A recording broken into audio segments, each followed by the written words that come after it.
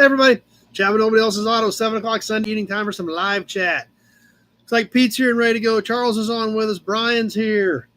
Let's see if we are going on Facebook over here. Yes, it looks like we are. As always, we are live on two formats, both Facebook and YouTube, as you see me glancing back and forth between the two formats, keeping up with comments. So, episode number 217 tonight.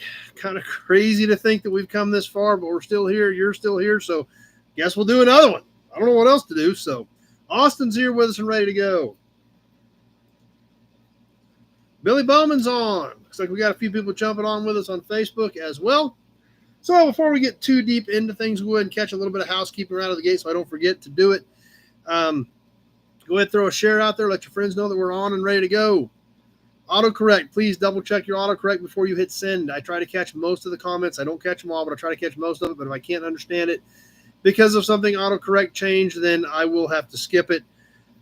If you're on the Nobody Show Facebook page, I cannot see those comments. This is a shared video from the Nobody Else's Auto page. You'll need to be on the Nobody Else's Auto page on Facebook or the Nobody Show YouTube channel if you want to comment, participate in the auctions, etc., etc. If you just want to hang out there and watch, you're perfectly fine. So, Kevin's here. Trolls, we occasionally get trolls on here. I will ignore them. You guys do a great job of running them off and reporting them. They're trying to get my attention, so I ignore them. You guys do a great job of supporting that and taking care of them. Super chats are awesome, and we are also now dealing with ads. It's letting me stop them again, so a lot of them we can get killed, but some of them do still sneak through. Ain't much we can do about it. It's their system, so we just got to kind of deal with it. Dennis is here. Buick Man made it back. So a lot of stuff going on right now. I'm going to try to mix some things up too. We're going to shake some things up, do things in a little bit different order just to kind of do some different stuff for the heck of it, I guess. But first off, I guess we'll talk about what's going on. There's Neil from Tulsa. Neil is with us. He is down at Tulsa at Rocky Mountain Race Week. How's everything going down there, Neil? Is Reynolds got you out running the camera while he's sitting in the air conditioning or what? Bill Disk is here. And obviously, we're going to spend a little time talking about Race Week, so glad that Neil was able to jump on with us tonight. Dad's on. Jim's here. So hopefully Neil can hang out for a while, give us some live info from Tulsa. Good and hot. That's kind of what I figured. That's what I've been hearing. That's exactly what I've been hearing. So, but hopefully everything is going well. But we'll get into some more, a little bit more of that here shortly. So, but anyway, let's see. Mark's here. Numero uno, number one's here. Matt's on with us. Frank's here. Track prep right now. All right. Thanks, Neil. Thanks for the update. Alex here with us on Facebook. I was kind of wondering, had no comments on Facebook. I was literally just about ready to wonder if something was going wrong over there. So, but anyway, looks like we're ready to go. Looks like we're caught up. Scott's here on Facebook. So anyhow, we've got Neil on with us. Ken from Michigan. Kenny's here. At Rocky Mountain Race Week right now, out there running the live stream with Chad Reynolds.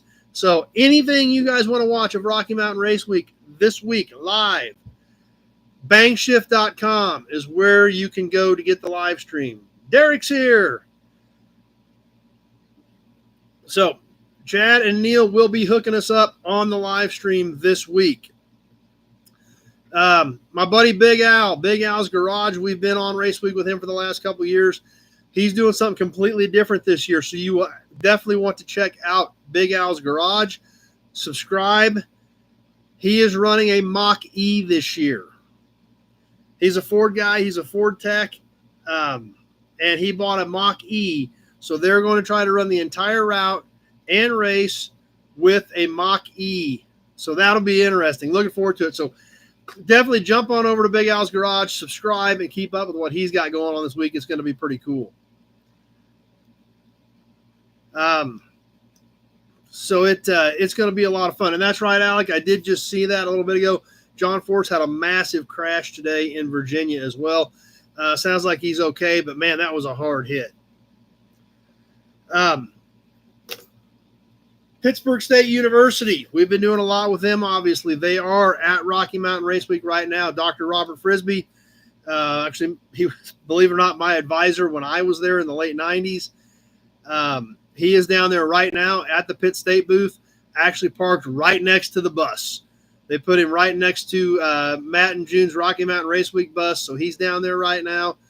So, Neil, hopefully you and Chad can catch up with Bob sometime this week and try to get him on the live stream. Let's see. Tony's here. Alex is here. Alan's on. So keep that in mind, Neil, if we can do that. They are sponsoring the junior street class this year. Obviously, they are out there looking for gearhead kids that are interested in an education in the automotive world, be it a 2-year degree, a 4-year bachelor's degree.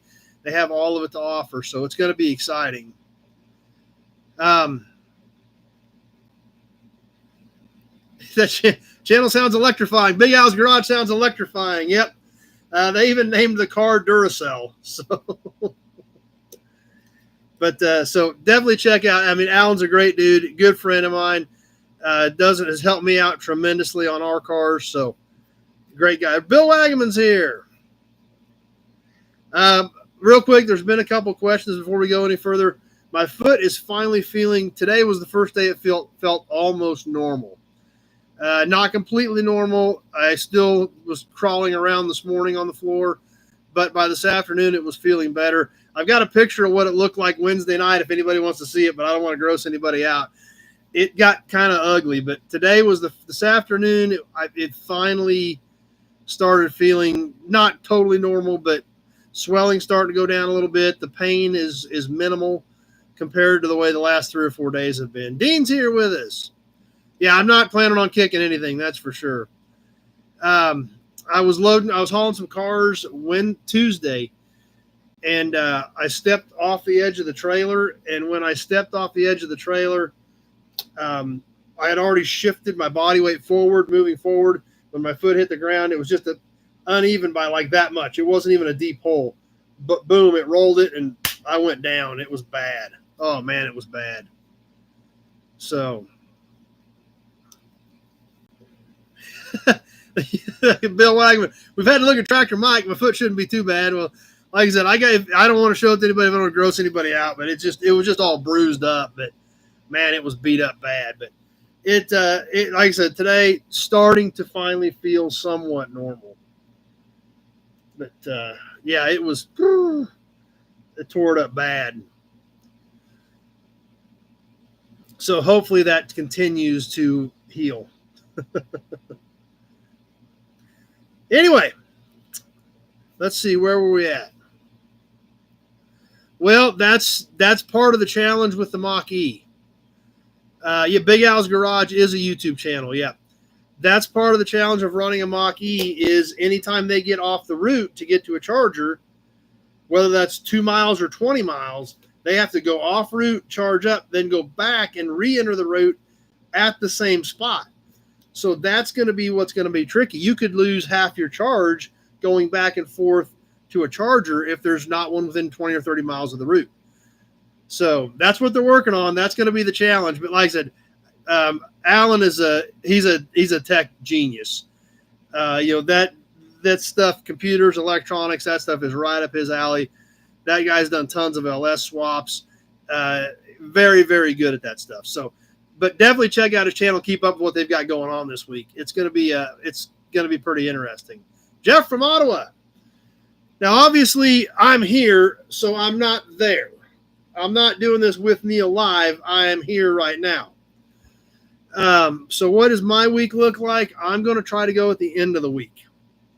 Looking at MoCan Thursday, back to Tulsa Friday is what I'm going to attempt to make happen from my end. So still planning on trying to catch part of race week, even though we couldn't run the whole thing this year.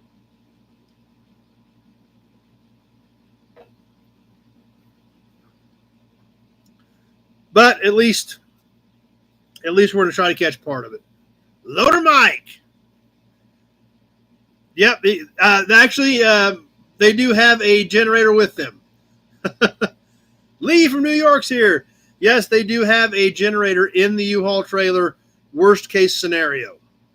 So that is a possibility. You could see him fire that generator up and be dragging it along with him down the road. We don't know. We'll see. But like I said, great guy. Super excited to see how their week goes. Just wish I was there with them hanging out. So anyway, what else is happening? Oh, something else that for me is kind of a big deal, and maybe some of you guys can help them out or help me out. Something that I didn't know that I would ever see, and granted, I'm still tiny in the grand scheme of things, but almost to 20,000 subs.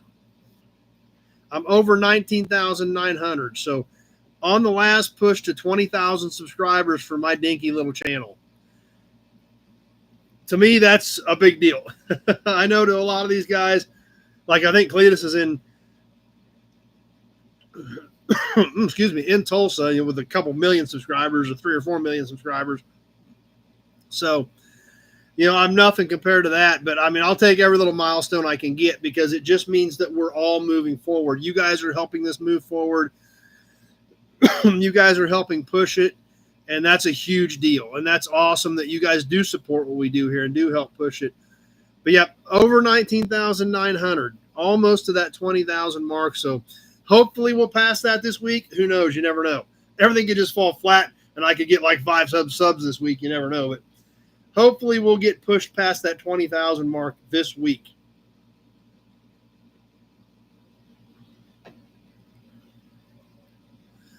So, just like Bill says, please hit that like and subscribe button. If you have not subscribed, please do.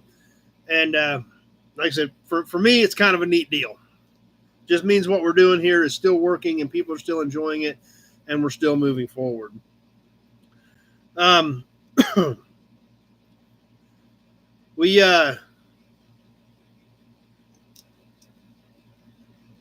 almost to 20K. So that's where we're at. We're pushing there. Something else that I did do this week, I actually got a different pickup to drive, which means I need to get rid of some pickups. I was doing some counting. I think I've got like 7 pickups that are just mine.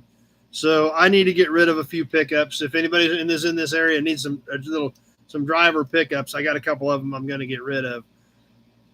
So I was kind of excited about that as well. Can't have too many. Well, I figure if I keep 4 or 5, I'll still be in good shape. So got to have different pickups depending on what you're doing. What else was going on this week? Got a call on this last week or last night and had some more information to share with you. We've talked about this a little bit on the coming weeks. Obviously, Rocky Mountain Race Week pulled into Tulsa Raceway Park today. Yesterday, the Mid-America Shelby Nationals were there. Our good friend Jim Wicks, actually kind of the godfather with this event. This was its 50th anniversary. This event has gone 50 years, which is insane. Started with a picnic back in 1974. Some of the cool things that happened at this deal, because like I said, Jim called me last night and filled me in on a bunch of the details on how the weekend was going, which was awesome. And if you're anywhere down in that area, northeast Oklahoma, southeast Kansas, down in that corner of Missouri, Arkansas, anywhere in this part of the Midwest, and you're a Ford fan, this is something you got to put on your calendar coming up. Pretty neat. They had, he told me, believe it or not, and this was one of the craziest things that I was shocked about.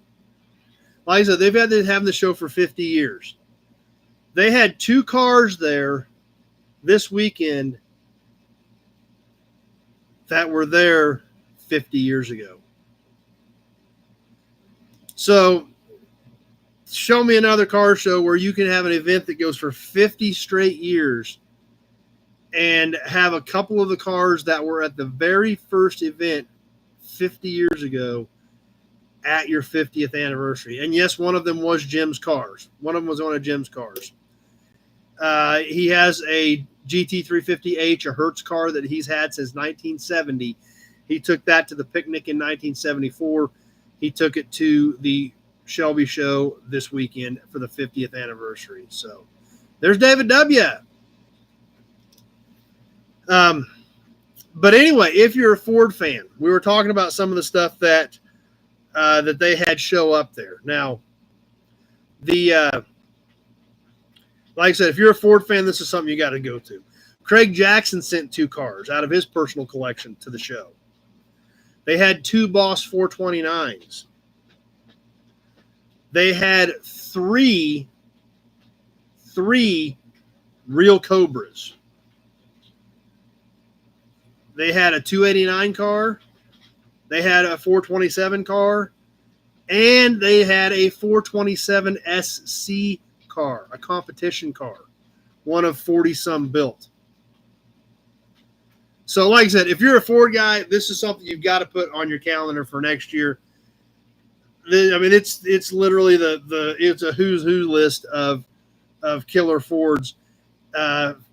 Going on 50 years or over. Next year will be there beyond 50 years. So, pretty big deal. Alan's here with us. So I was super happy for Jim, honestly, just because knowing he was going in to the 50th anniversary of something that he started 50 years ago and had that kind of results, that kind of turnout. And I was just super, super stoked for the guy last night. He was just ecstatic that it was all coming together and working. Alan was there. Perfect. Awesome. So you know what I'm talking about. Pretty neat deal. So, like I said, Jim's a good friend. Could not have been happier for him for the way this weekend went on their 50th anniversary. Yesteryears from Arizona's here. So, anyway. That's right, Alec. I did put pictures of the plane on Facebook.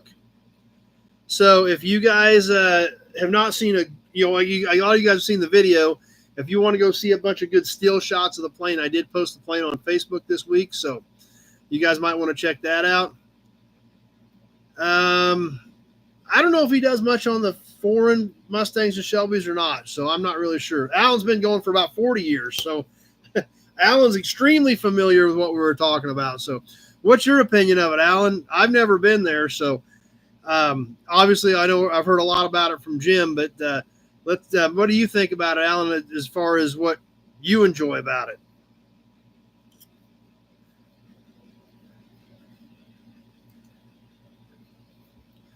Rusty Oakie's here. Glad you guys are all swinging by tonight. I know in the summertime there's a lot of stuff going on.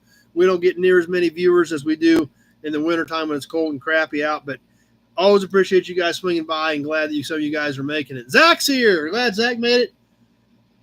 Oh, and by the way, Zach, I need to go over numbers with you from next week or from last week. I ran everything out. What I had written down, I need to double check that with what you've got written sometimes. So, Rusty Okie was at the Route 66 Road Fest. I heard about that going on this weekend as well. There's Dan from Ohio's on with us. So, anyway.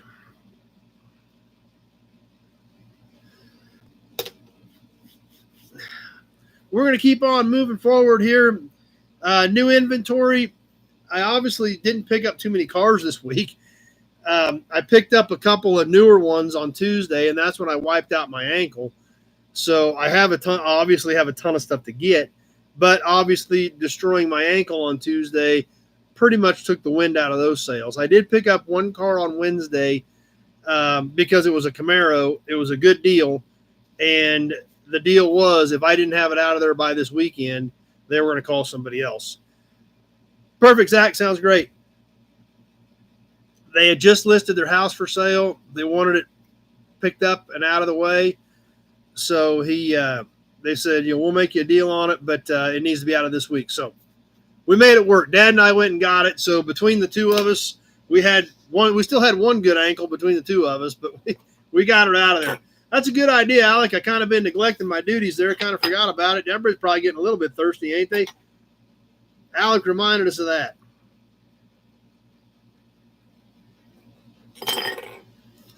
So I did get an 83 Berlinetta this week, but that was about, out of all the stuff I bought last month, I didn't get any of it picked up. So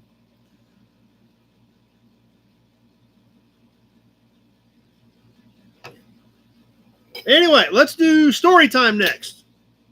What are we gonna do for story time? I don't know. I didn't look. I figured I would just wait, and we'll kind of figure it out together.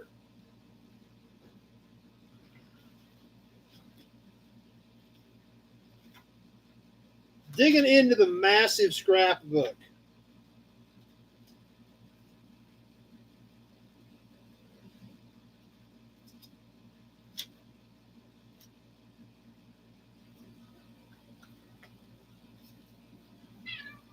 What? You gonna come say hi? You are? Are you gonna come say hi? What? Come here. You gonna come say hi? What?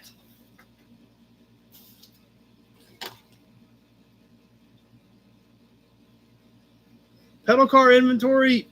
Yeah, I got pedal cars stacked everywhere. Yes, come here. You want to come say hi? Come here. All right. Tonight's story time, this one isn't too exciting. It's one that Dad, I'm sure, was just a fixer up and flip. These cars were extremely common, but you just don't see them very often anymore. I don't blame you, Alan. You better get that fixed. Oh, we'll get there, Jeff. We're just shaking things up. We're going to start doing stuff out of order just for the heck of it. 1975 Buick Century. These were pretty much kind of your basic, almost like fleet car transportation cars. And I do remember I had a toy of one of these because there was an old show from the 70s that used these for like a cop car. On the 75 Buick Century sedan, was it Kojak or some old show that had one of these? Because I know I had a toy of it, and it was on some TV show. These were kind of almost like fleet type cars back then, and you don't see them that often anymore, especially the 4-doors. We do see some 2-doors in this mid-70s A-body stuff, but these were a very unique design, the way the B-pillars were done on these cars. It was, okay, Buick man agrees, it was Kojak. So anyway, that's what we've got for story time. Who Loves You, Baby? I never watched that show, but I knew I had a toy of a Century cop car, and that's what I was thinking was that it was Kojak. So that one I'm sure was just a quick flip that Dad did because that was still at the old house, so that was probably there again. This was a 75 Century. This picture was probably done in 78, 79, something like that. Because we can see the little yellow Cutlass right back here that we looked at a few weeks ago. Oh, we got ads. Hold on, let me get to these ads. Okay.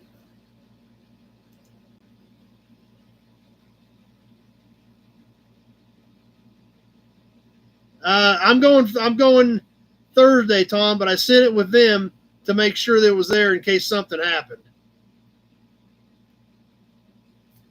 Okay, so there's something interesting. That was the first car that Dad put a vinyl top on. There's an interesting tidbit. If you guys can see, that car did have a vinyl top. He said that was the first one he ever did.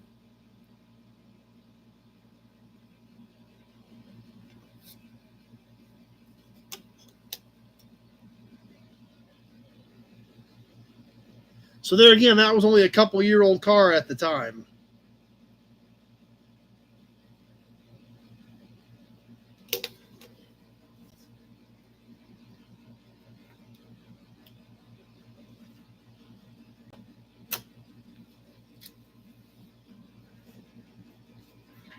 You gonna come up and say hi now?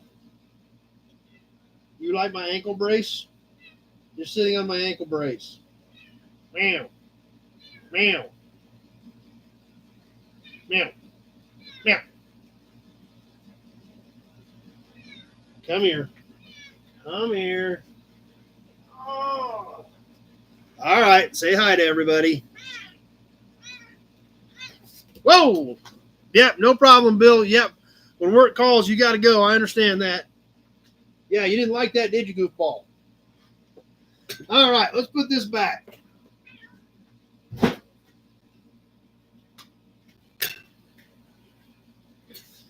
And we'll do some badges and caps. Don't worry, we're gonna get a promo. I'm just gonna mix stuff up just for the heck of it.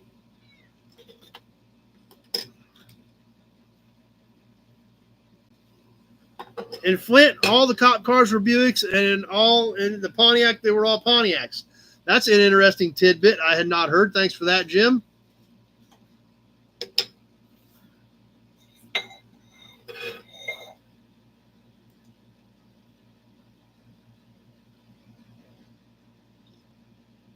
Saw a vinyl top on like a 2015 Camry. That I don't think I have ever seen. But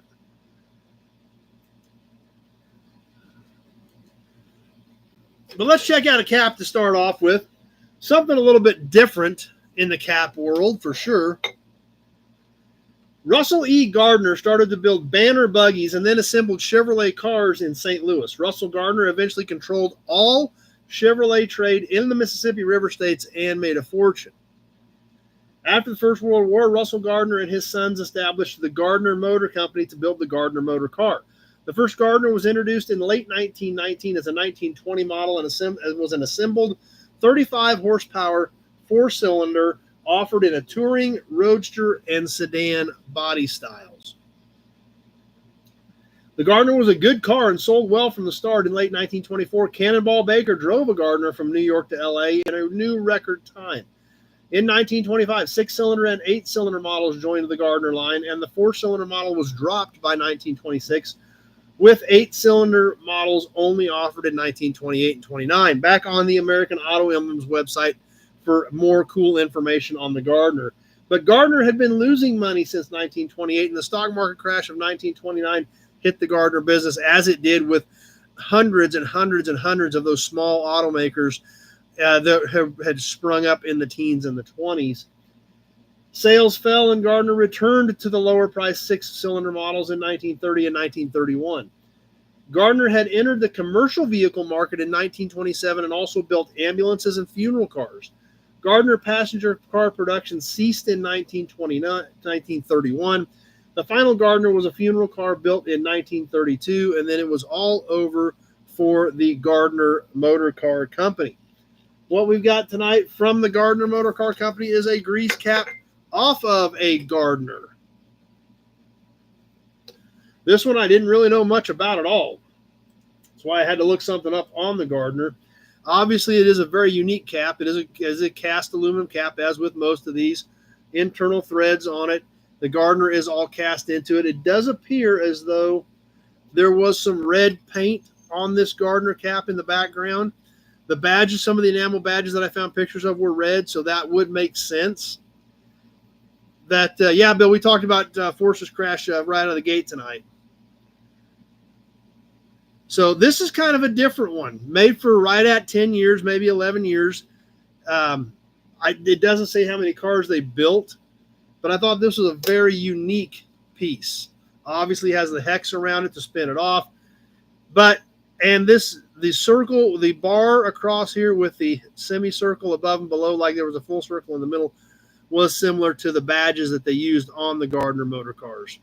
So I really didn't know anything about them either till I was going through my grease caps and found that I owned a grease cap for a Gardner. I guess I better figure out what a Gardner is.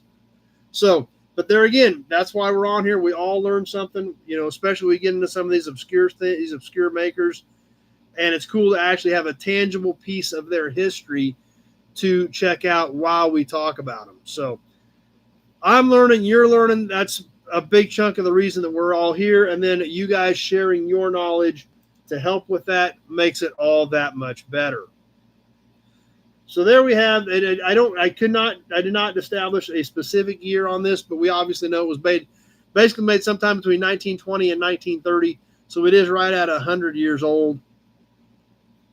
They said they were based out of St. Louis, so I'm assuming that that's where they were made. But it doesn't say specifically where the factory was at. But I think it was all St. Louis based on the way it sounds from what I read.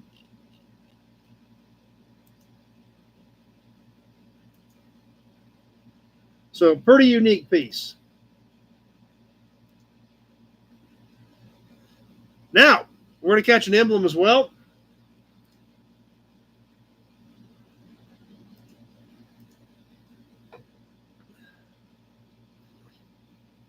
Now, for the last few weeks, we've been checking out some Hudson badges. Other than this Hudson badge. We always check this Hudson badge out. But we started off a couple weeks ago with these are glove box door badges for the Commodore 8.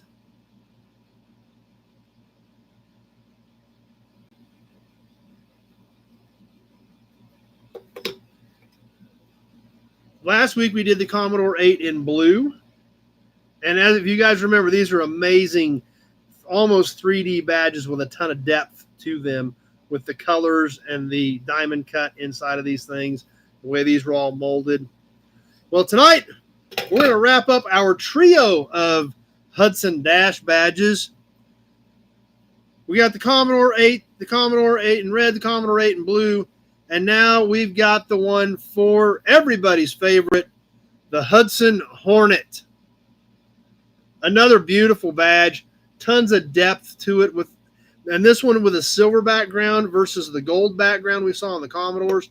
Almost makes this look like diamonds around the back of this. The bright red backing with the chrome Hudson Hornet letters. I mean, this thing's a stunning badge. And I'm not selling any of them.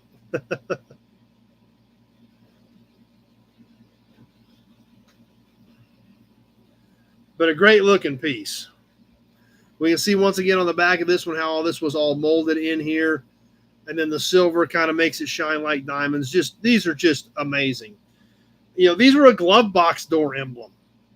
You know, this was just the passenger sat there and stared at them. They wanted to make sure that you knew you were riding in something special when you were riding in your Hudson back in the early 50s.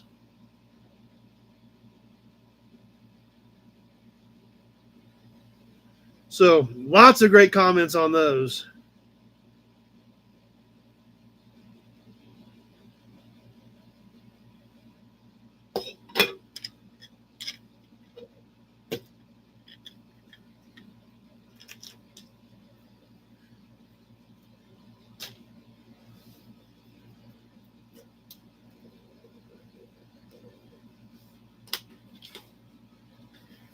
All right, you guys want to do the promo model now? We'll get a promo in here. I got one right here. I just wanted to throw things. I want to shake things up, screw you up a little bit, give you a Hudson badge. It'll all be better.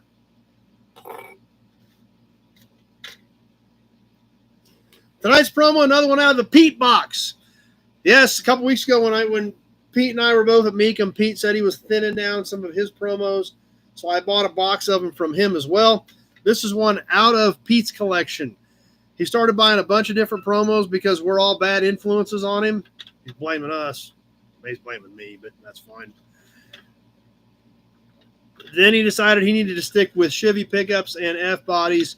So I went through some of the stuff that he was selling off. We're going to share another one of those with you tonight. We've still got a handful of them to go. This one I really dig. Dad has this one as well. So I kind of figured I wanted to get one for me too. In kind of a darker gold is this 1970 Buick Wildcat. And this is a pretty decent promo. I was pretty impressed with the condition of it. A-pillars aren't broke. Taillight lenses are still in it. Corners aren't chipped off. Now, the 1970 Buick, the front bumper was kind of the whole nose on a 70. You know, the bumper went all the way around the perimeter here. The grill's mounted inside of it. So kind of took up the whole nose. But fortunately, this one isn't chipped up. Has all four original Buick sport wheels still on it. Once again, as with most of these promos, the bottom side is just one piece of molded plastic. And inside this car actually does have, I don't know if you guys can see it or not, buckets and console inside of the Wildcat.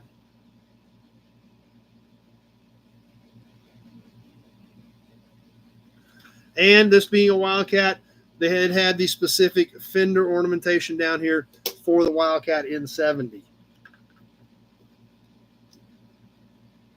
So good looking piece. Definitely happy with it. Like I said, I got some cool stuff from Pete that we're going to be sharing with you guys as we work through the promos.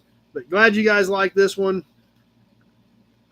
Nice shine to it. I polished it up just a bit, but otherwise it's pretty much just the way I got it from Pete.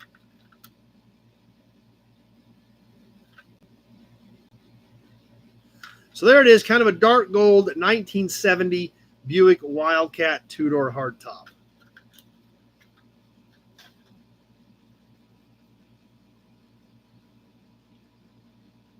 Told you we had a promo coming, and based on the comments, a lot of you guys liked it, so that's good. So let's talk about the raffle.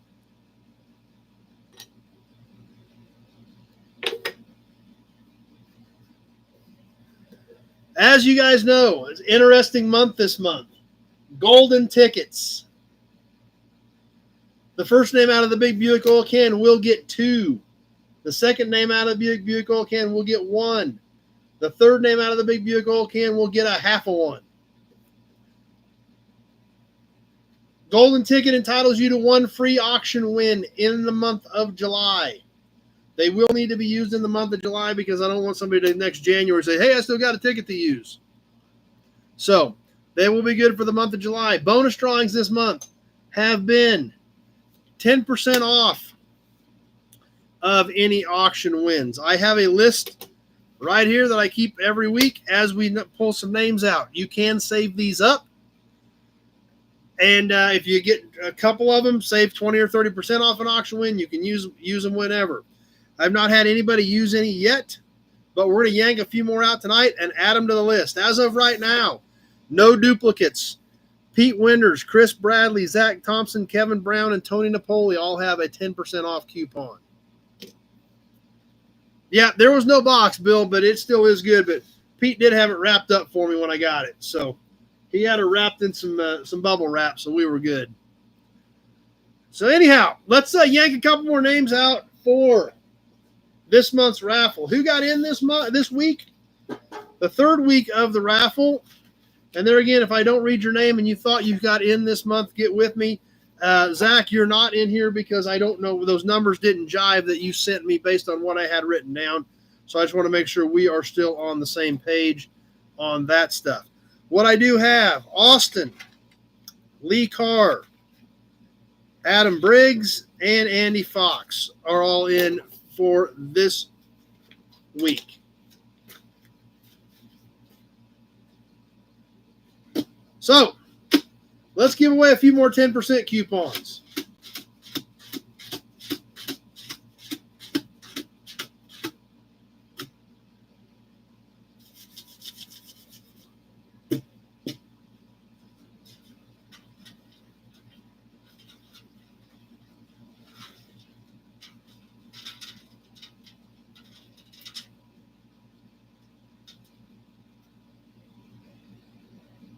Okay, perfect, Alec. I'll have to check for that. All right. Big job.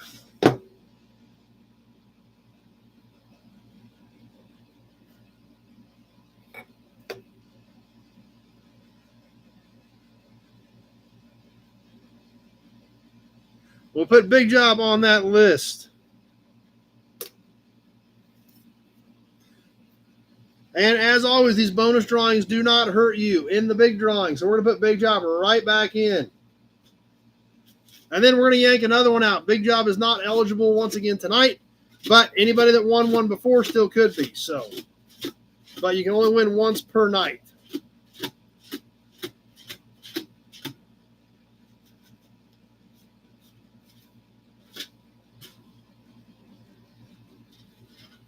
Here we go. And remember, next week, we are giving away the golden tickets. So you still have time to get in, but time is running thin.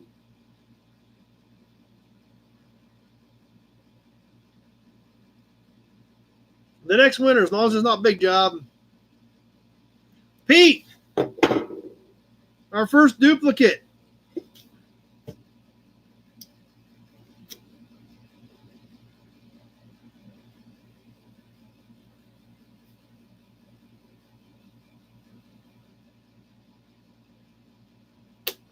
So Pete now has 20% off of any auction win between now and the end of July.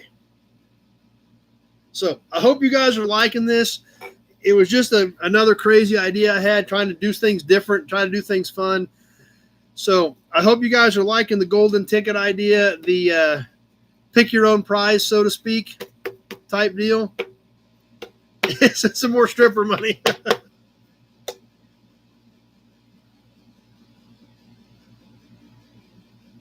So anyway, Kenny's liking it. Well, I hope you are. Like I said, I'm always trying to think of different things to do. So we'll see how this one works out. Maybe we'll do it again sometime. But for now, it seems like we're having fun with it. And anybody want to do one more? Should we do one more bonus drawing tonight before we go into the auctions? Or Lucas is here with us.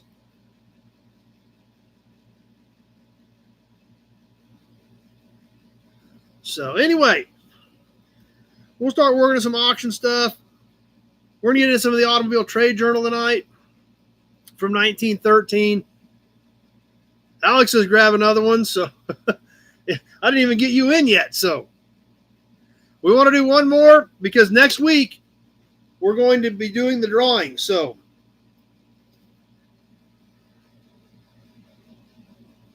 I guess we can yank one more, and that will be it for the bonuses. Because next week when we start drawing, it will be 4 actual golden tickets. Okay, Alex says he should still be in there, okay. All right. We'll go ahead and do one more bonus drawing tonight.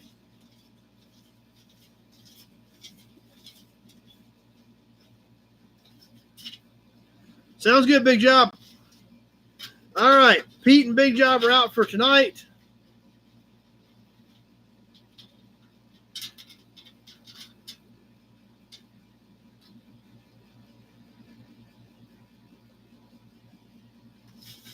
Chris Bradley. And he had one before, so. Neil's got to go to work. Glad you were here for a while, Neil. Hang in there, buddy. Can't wait to see you later this week. Chris Bradley. So Chris has 20% off now. And as always, not going to hurt you for next week. So let's go right back in. Rusty Okie had an idea about starting a Nobody Show fan group on Facebook. If you guys are interested in that, you let Rusty Okie know about putting something like that together.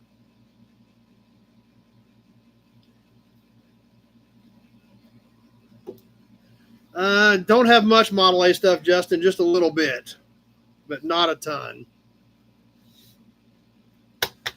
So anyway, next week, we're going to give away some golden tickets.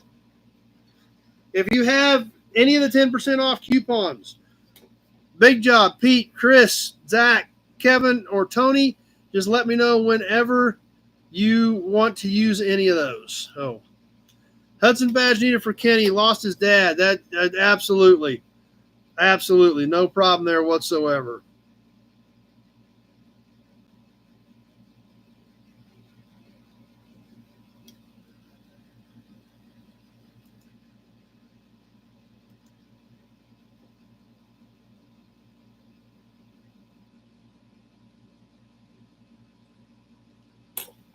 So hope you're doing okay, Kenny.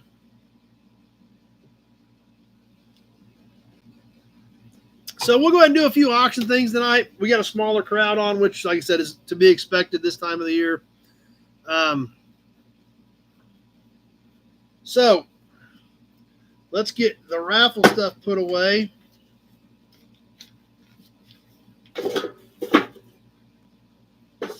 And grab a few auction pieces and see how things go tonight.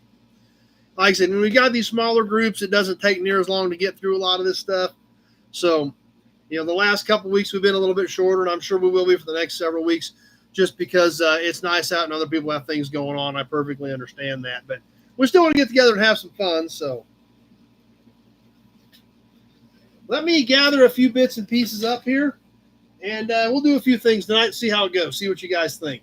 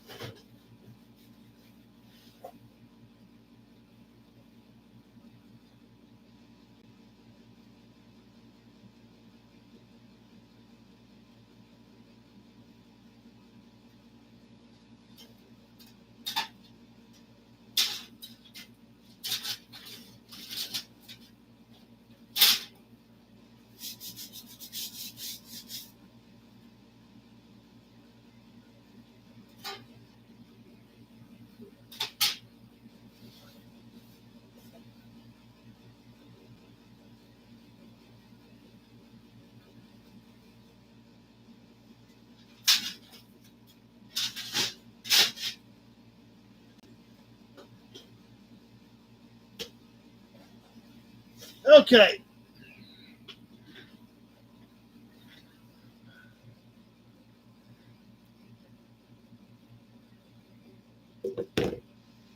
Let's get to a few bits and pieces of auction stuff tonight. See what you guys think of the stuff I got out for this evening. As always, we're going to hold up a piece. We'll show it to you. We'll talk about it. We'll show you any damage. We'll talk about that car a little bit. As we're doing that, if it's something you're interested in, go ahead and throw a bid out there so I know that we have interest in that particular piece. After I get done with the description, we will put it on a timer. We will go 2 minutes. I will tell you when 1 minute has passed. I will tell you when 1 minute, 30 seconds has passed. When I tell you 1 minute, 30 seconds has passed, it is time to be hitting it with your max bid. Everybody has a delay. Some people are 5 seconds. Some people are 30 seconds. So depending on what your delay is going to depend on what, how fast that bid's going to get to me. Your delay is going to depend on, obviously, your internet provider, as well as PC, tablet, smartphone, smart TV, things like that all affect it. But we do know there is a delay. So please bear that in mind. Tonight, we're just going to do small stuff. Like I said, we've got a smaller crowd on tonight. We're not going to do any really big stuff. So this will be all small stuff that will have shipping included in the 48 states. If you're a non-U.S. buyer, as always, you are more than welcome to play. However, you will need to get me paid in U.S. funds as well as be responsible for non-U.S. shipping because this thing kind of feeds itself. And if we spend a fortune shipping a couple boxes out of the country, it kind of torpedoes the plan for everybody.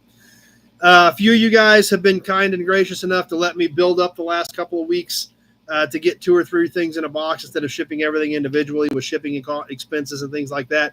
I will get all that caught up this week. I don't want that stuff laying around forever, but I do appreciate it when you guys, if you just have 1 or 2 things, say, hey, just hold it till next week. We'll get a couple more in the same box. That makes things a lot easier on me. It's one less thing I got to package and, to do it for 1 or 2 pieces and then the shipping expense and everything. So I super appreciate when you guys say, don't worry about it. Just give it a week or 2. And if you do just have one $18 or $21 piece, those I kind of just have to hold a week or 2 and see if you've got something else to go with it. But I won't hold them much more than that because I don't want them laying around either. I just want to see if we can kind of bundle some stuff together on the shipping side of things. The Nut Farm's here. Glad you're here, Nut Farm. With that being said, once we get started here, I will read off the bids as I see them on the first couple, all the bids on the first couple of items as I see them, just so that you guys can get a feel for what I'm seeing. Because a lot of times what I'm seeing is not necessarily always what you're seeing. So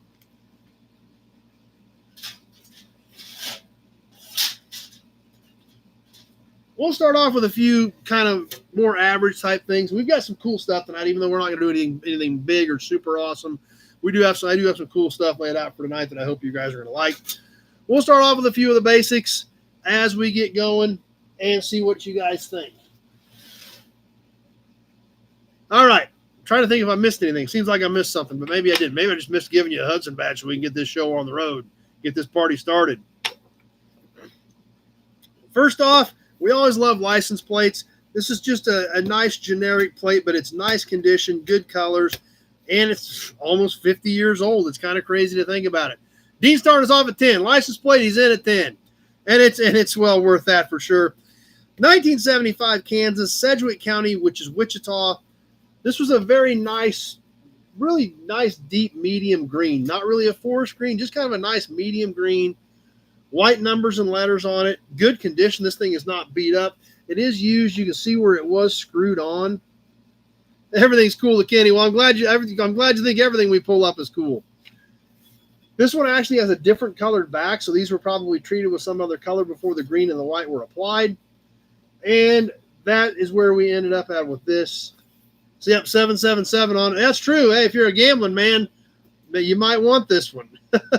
Glad to see you're back, Kyle. Haven't seen you in a while. So, anyway, 1975 Sedgwick County license plate. Let's get this thing rolling on the timer.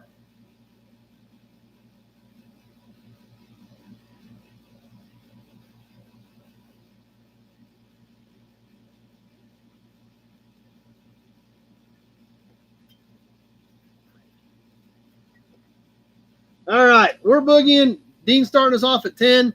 It's got to be a little luckier than $10. So, but we'll see what happens here in about a minute and a half when the timer runs out on this 777. I've got Alec at 15.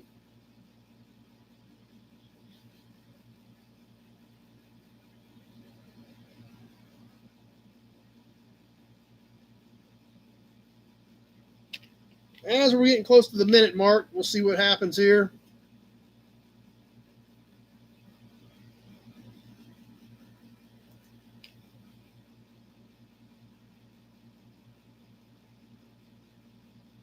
One minute gone, 1 minute left to go. Alec at 15. Zach at 16.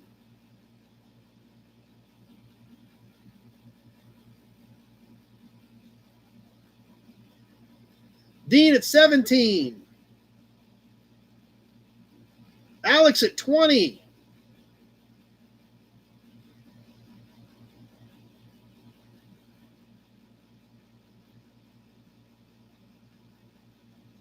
And there's the minute 30 mark. 30 seconds left to go. Alex at 20 on the 777. Zach at 21.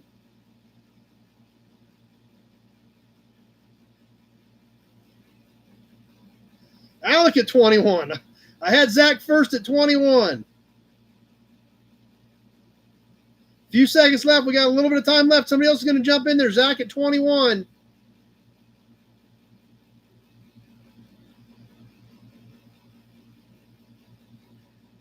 And that does it. Zach at 21.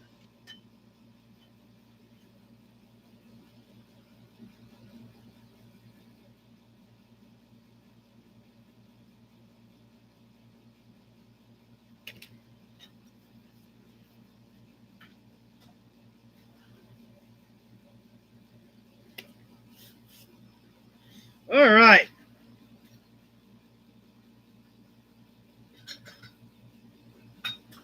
Oh, something else I just thought of, guys. Next week is the end of the month. So if you have stuff hanging from May, make sure to get with me this week and get that squared up on anything hanging from May, because anything from May after next weekend will go back in to be resold. So there's Eric.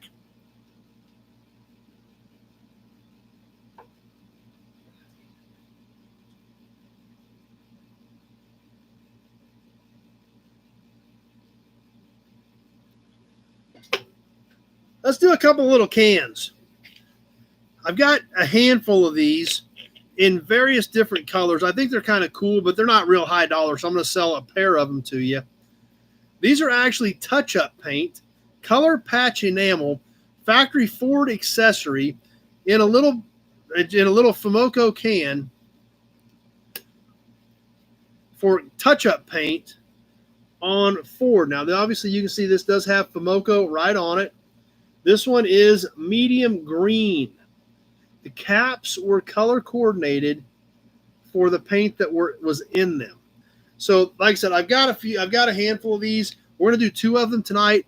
The medium green as well as the turquoise metallic. So the label's a little bit rougher on this one. It does have some color loss. It does say Fomoco on this side of it. Hudson badge. Zach's refilled. Mike from Texas is here.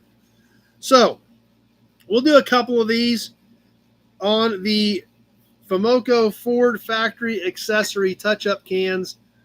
One in turquoise metallic, one in medium green with the color-coded caps to go along with the touch-up cans.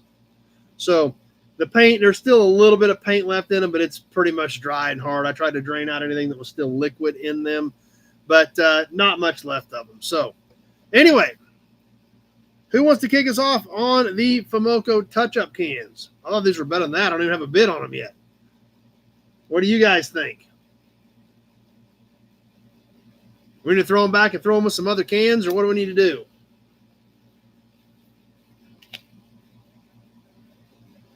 Pete at 10. All right, Pete's going to start them off at 10. All right, let's get rolling.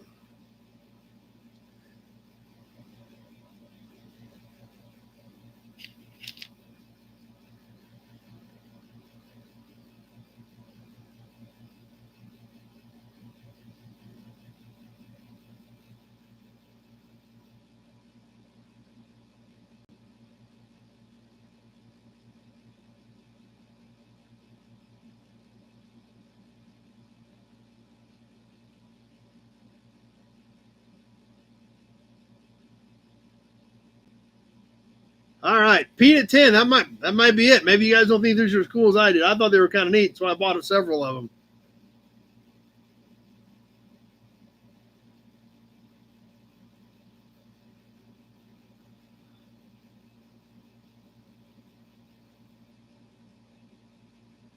Coming up on the 1 minute mark.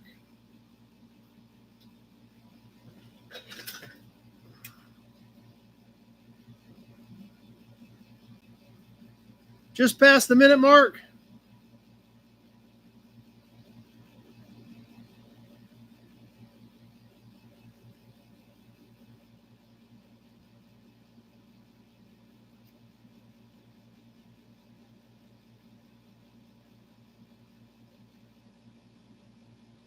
I don't know if anybody's ever won on an initial $10 bid. When 30 seconds, Pete might be the first one.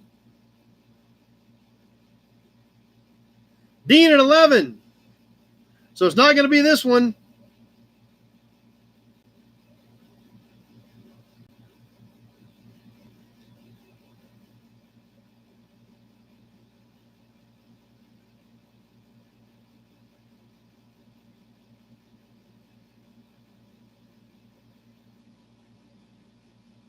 And that does it. That got it done.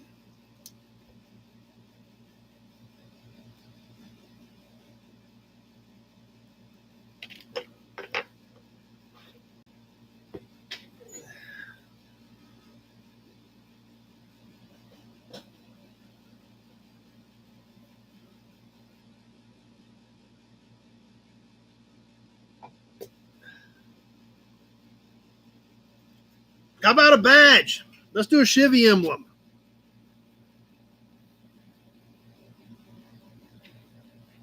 Mid-30s era. This is like a side hood badge for a truck. It's got a little bit of discoloration. I don't know if it's like had an under hood fire at some point.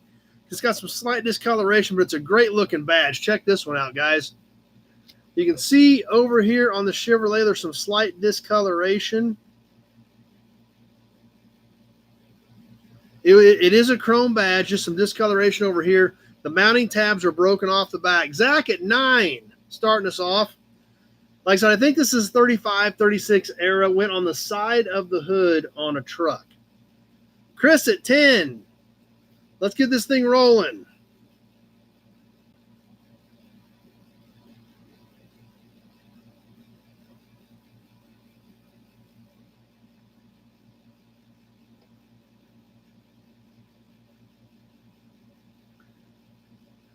Alec 15.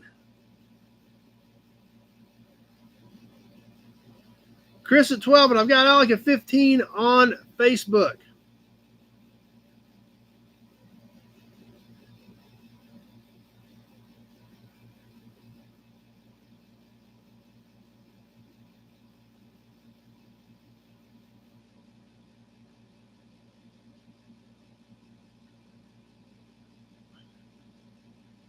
Chris at 20.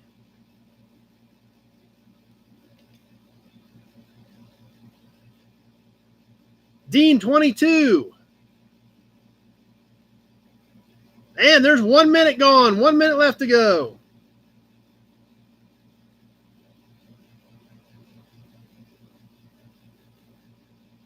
Yeah, you'd have to find a way to attach it though. That's for sure for a trailer hitch plate. Chris 23. 3536 era Chevy truck on the side of the hood. Alec 25.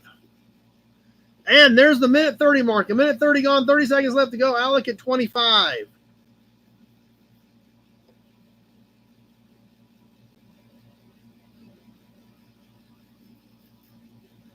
Dean 26. Getting short on time. We got a few seconds left, but not a lot. Dean at 26 if you're going to take a swing at it. Kenny 28. And that does it. Kenny Peterson at 28. Dean came back at 29, about a half a second too late. Kenny at 28.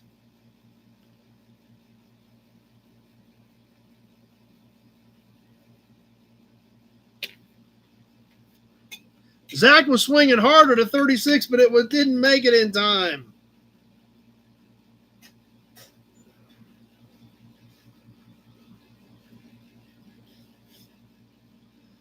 I know what I want to do. I got 2 license plates. I'm going to sell them separately, but they're kind of related. So we're going to sell one and then sell the other one on these license plates. And I think they're super cool, but they're both related.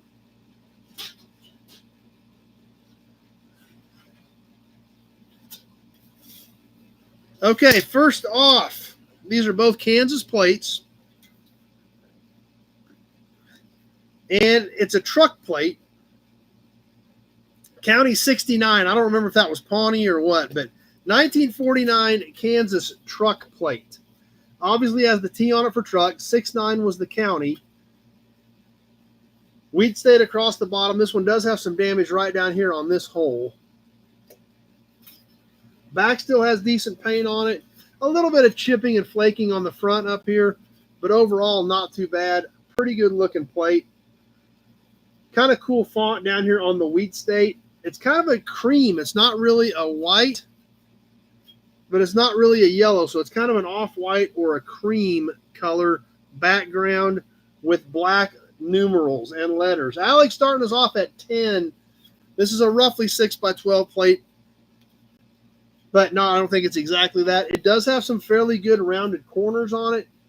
On this 1949 T69 Kansas truck. So yeah, it is kind of an interesting color.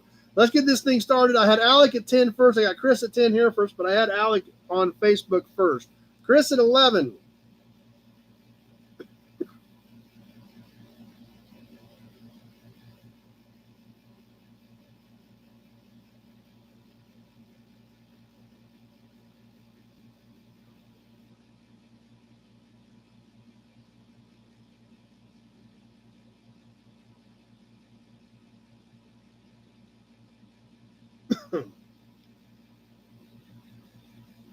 Zach at 11, but I had Chris first. Zach at 13. That kind of breaks it all up. I got a gnat in here flying around.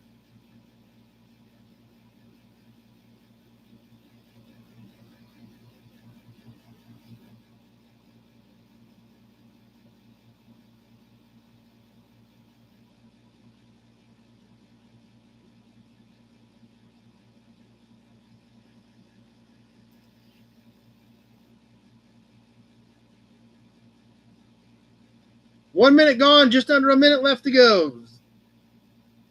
Zach at 13.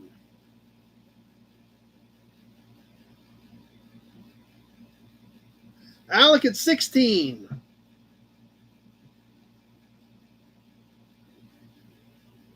The car was aluminum with black letters. This one has a T for truck. Minute 30 gone, 30 seconds left to go. Big job at 20.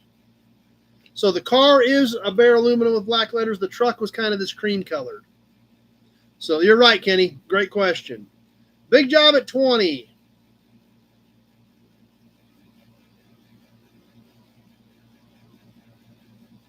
Just about ready to wrap this one up. Big job at 20.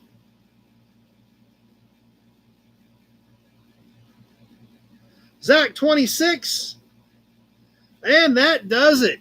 Alec had a 22 in there, but Zach had a 26 on YouTube.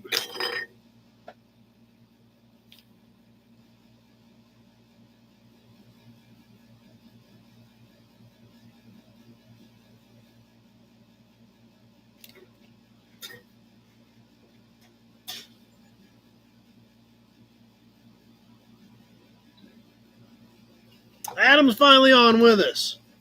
Now, to go along with that, like I said, I had two related pieces. This one is really cool. It's got great colors. I really dig this one. Hopefully you guys do as well. Also a T69, only from 1931. T69, so still a truck, County 69.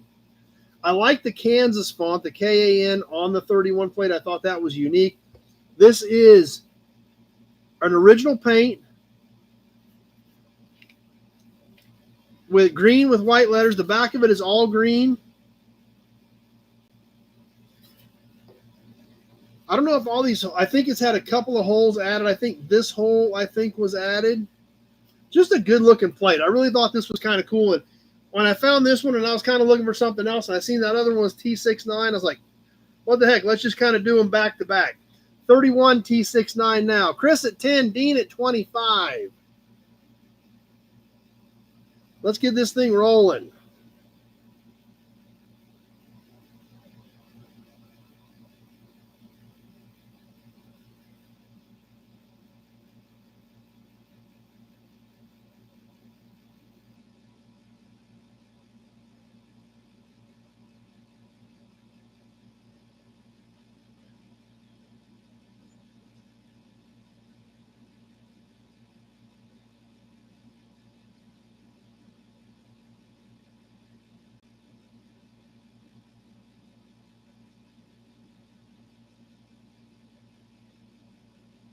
David's got the big bug eyes on this. It's just a cool looking plate. It's just got the right look to it. Yesteryear's 35.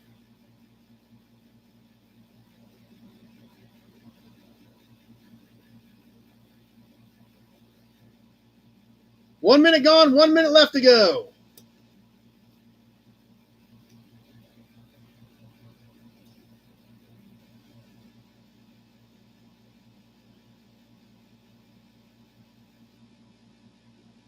There's Mary.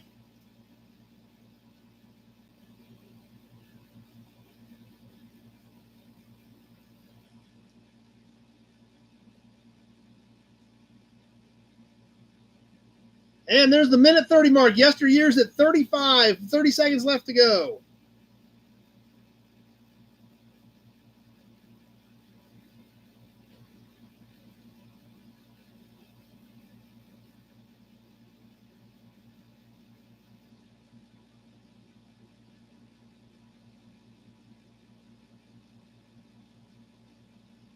About ready to wind it down. Yesteryear's at 35. And that does it. Yesteryear's at 35.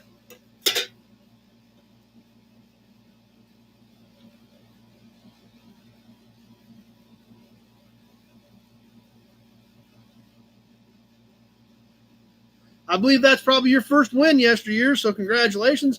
If you've got any questions about payment or anything, just my number is in the description part of the video. You can call me tomorrow, and we'll get it sorted out. So, Alex had a computer snag. Yep, I could have seen you been on that one, Alex. That's for sure.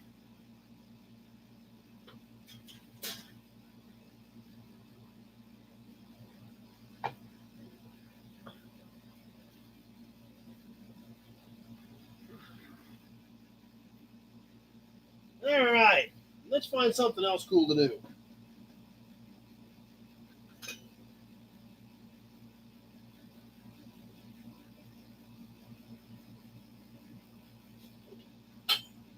Haven't done a grease cap yet. Oh, we haven't done a hubcap or a grease cap tonight.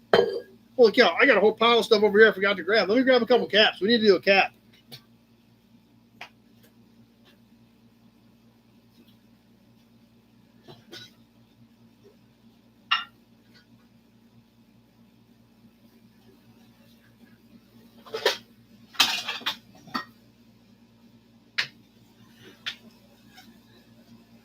I brought them all in. I got them cleaned up today, and I kind of left them over there in the corner. So let's get a couple of caps worked in here. This is kind of interesting. It's kind of a plain one, but it's kind of a cool one. So I thought we would throw it in and see what you guys think of it. This is a Rambler cap. We've done some various Rambler caps over the years, but this is almost kind of like just a smooth baby moon with a big R in it. Hold on, we got ads coming. Let me get these killed. Okay. Like I said, it's just kind of a smooth baby moon type cap with the R and the circle around it. I thought it was kind of different. It is a stainless cap and just really unique because it's literally about like a baby moon. It just happens to have the R in the middle of it. It is original red paint. Kind of a unique looking cap. So I thought I'd throw it up and see if you guys dig the Rambler cap. That didn't have anything really around the edges, just kind of a smooth finish other than the R. So Alec at 10, Alex at 25 on Facebook, Zach at 30. The 75 plate was 21, Adam. Zach at 30 on the Rambler cap.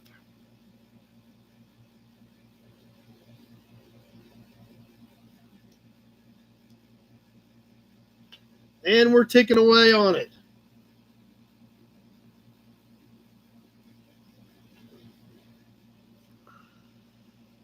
Like I said, I just thought it was weird that it was almost literally like a baby moon with just an R stamped in the middle of it.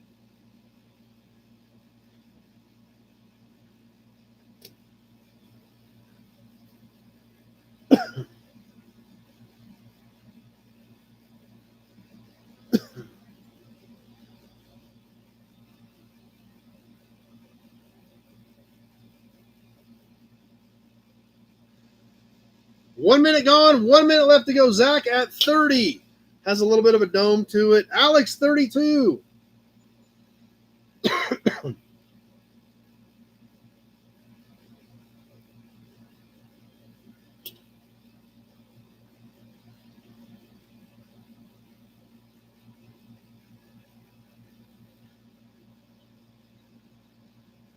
I think this is newer. I think this is like late 50s. Hers is early 50s stuff.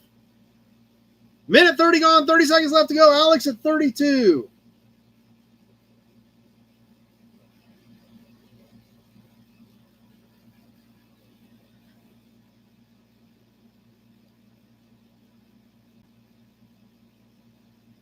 Getting close to the wire on this one. We got a few seconds left. Zach at 33.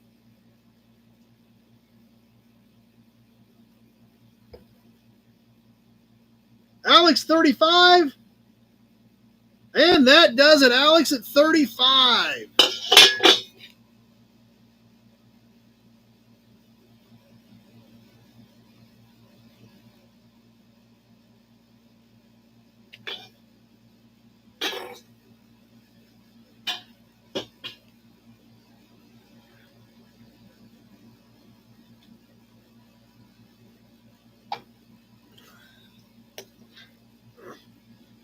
All right. I told you we need to get some caps in, and you guys were right. I got a few more yet tonight, too.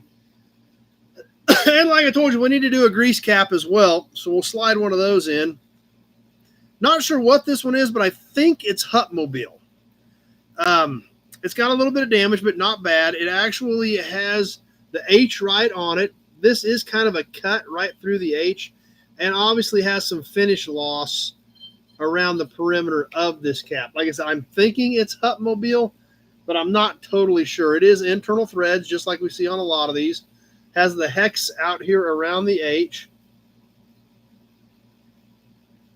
The H is stamped in, as you can see on the back. Alex says it is Hutmobile. Okay. Glad you're here tonight, Randy. We'll get a few more cool things to do yet tonight, and then we're going to get into the magazine. So glad you were here for a while. On the Hutmobile grease cap. I don't know where my tape measure went. I had a tape measure laying here. I don't know what I did with it. So, anyway, let's get rolling on the Hutmobile. Any bids on the Hutmobile cap? Oh, so I kept feeling something funky. It is dented right there as well. All right. Let's roll on the Hutmobile cap. Zach at 9, Austin at 10, Alex at 20. So I don't know if those were all hung up in there because there was nothing for a little bit, and then 3 of them roll in immediately all at the same time, which wouldn't surprise me. It sounds like some of you guys were having some issues tonight. Zach, 21.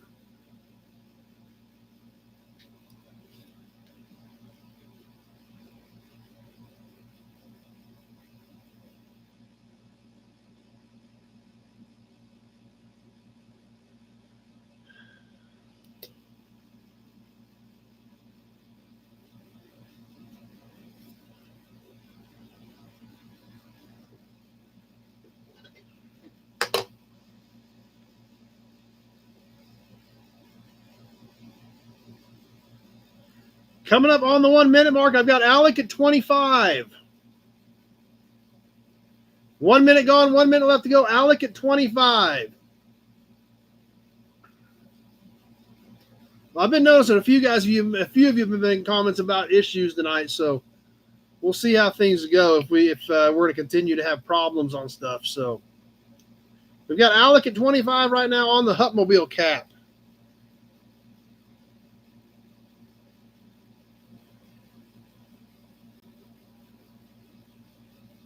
Minute 30 gone, 30 seconds left to go.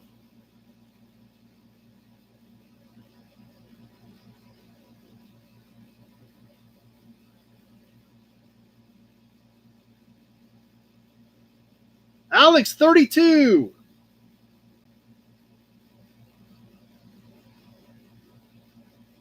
Alex at 32 with a few seconds left.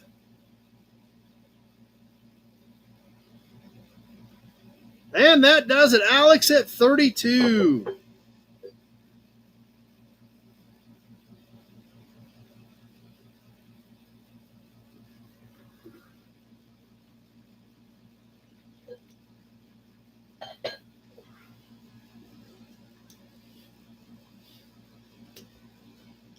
All right. Oh, I know something we haven't done tonight. We need to do one of these. We haven't done any horn buttons in a little while, and this one's super cool for your. This is a horn button, but it's definitely a badge emblem type piece as well. This is not sure on the exact year, probably late 40s, on this super cool original paint Plymouth horn button. This has probably a Bakelite base on it. It is a stainless cap. The Plymouth, the ship emblem, this is all stamped into this stainless. It has kind of a beige or an off-white background painted here with kind of a red around the ship. So this was, I think, 40s era. Not sure on the exact year, but it is a good-looking cap.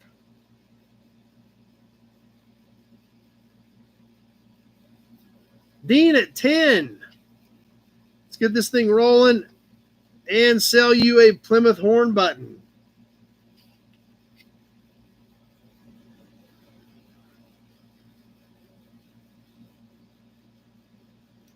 Mary, 15.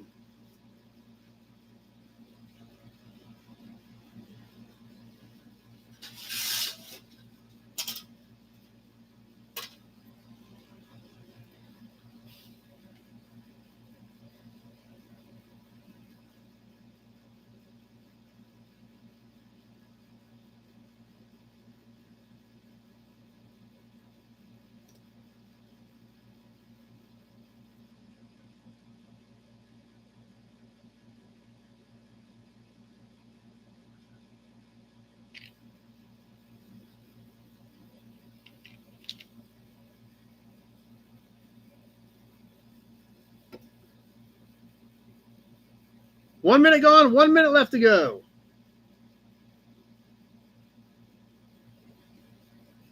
Mary at 15.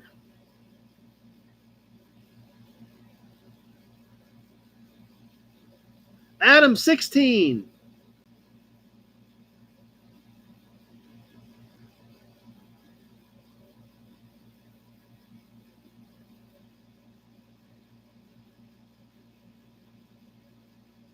Minute 30 gone, 30 seconds left to go. Adam at 16. Dean at 17.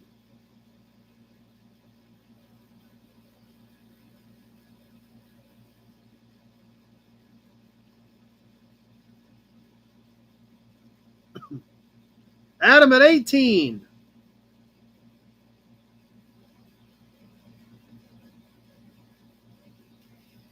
Mary at 20. And that does it. Mary at 20.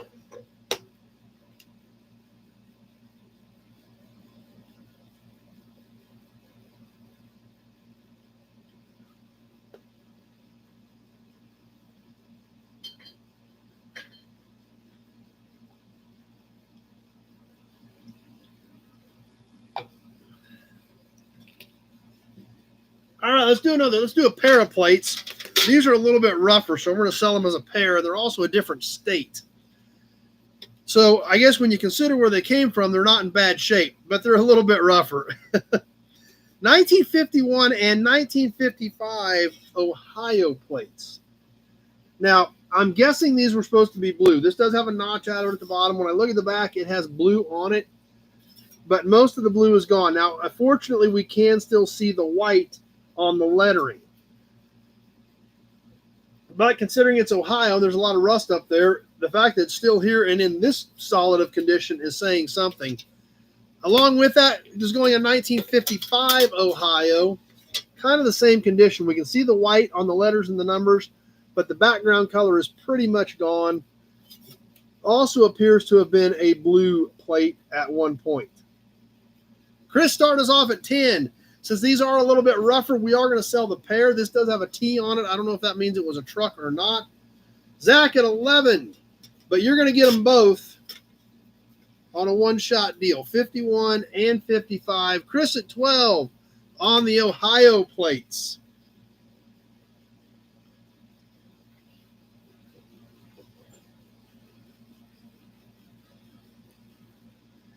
Adam, 15.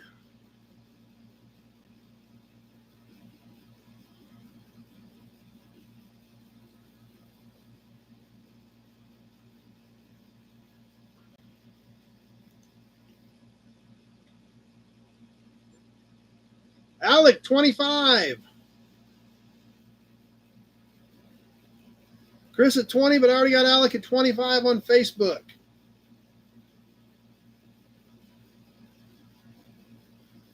Zach, 26.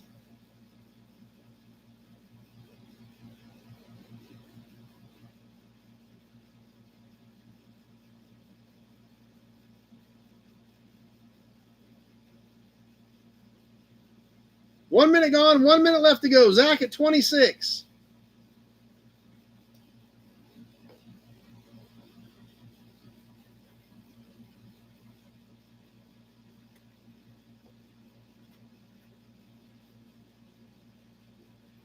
Frank at 55.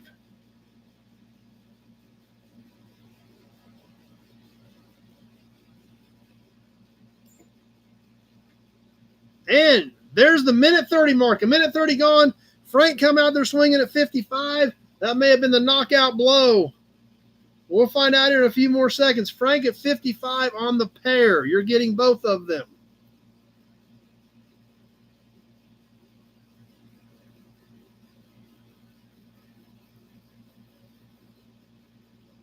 Yeah, no problem, Zach. I get it, Zach. Yeah, sniping over. We got a few seconds left, but I don't see anybody out here shooting at Frank. And that does it. Frank at 55. That is not a bad pair of plates, really. They just have surface rust on them, but there again, if you want a nice, cool patina look where you still see the numbers, they're great when you figure that's $27.50 a piece.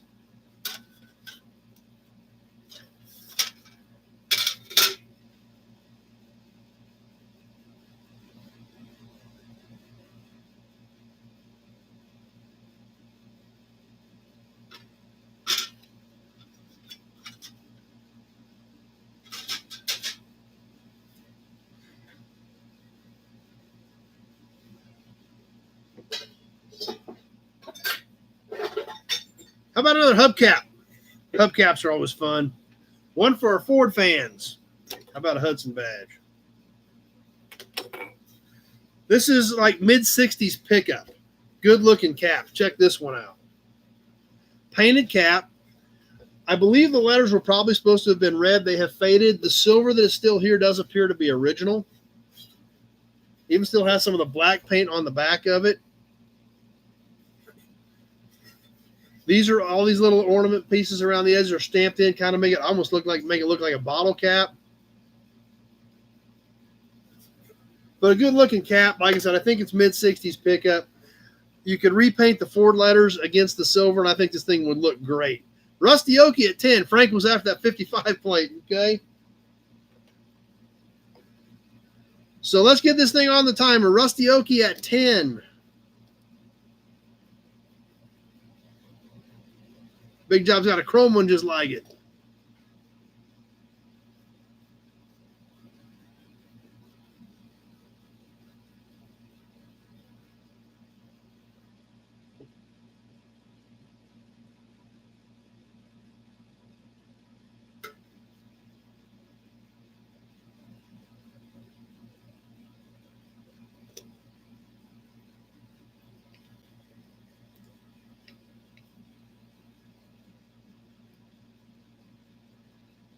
Rusty Okie at 10.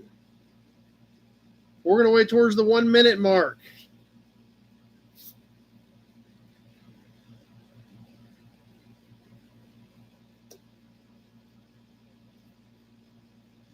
Oh, this is kind of a cool cap. Apparently not. 1 minute gone, 1 minute left to go. Rusty Okie at 10. Adam at 12.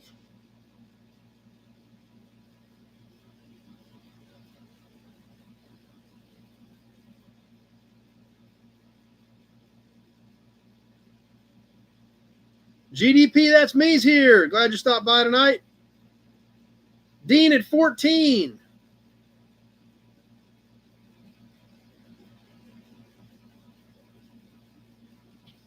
Minute 30 gone. 30 seconds left to go. Dean at 14.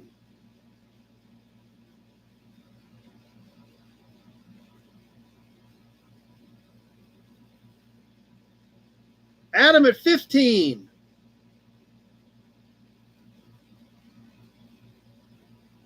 Big Job at 18.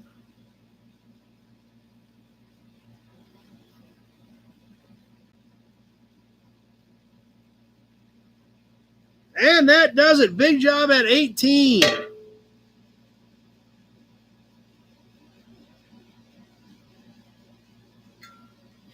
Zach had a 19 in there, but it was too late. Adam had a 20. But Big Job at 18 is who I had at the 200 mark.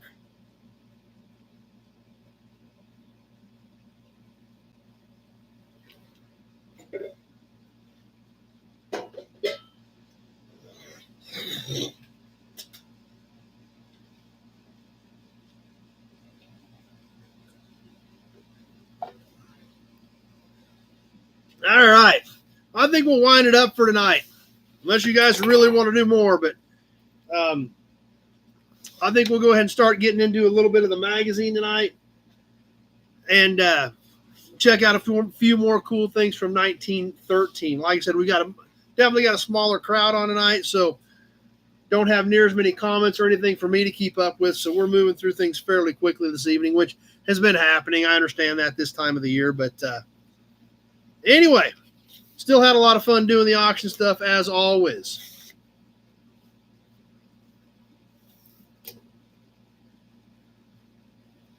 Adam's ready for more. I don't know. You guys want to do one more cap or a plate or something? I got some more stuff here. I got another cap laying here. I got another plate laying here. I don't know. If you guys want to do something, let me know. And Mary says one more. I got one more cap we can do. I got one more cap and one more plate if you guys want to do that. I got an out-of-state plate and I got one more cap. And we'll just save the rest of it for later. How's that sound, guys?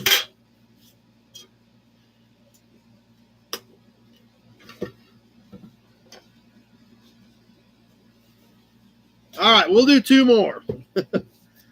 This plate, there again, doesn't seem that old. It is out of state for me, Hudson. Maybe it's local for you.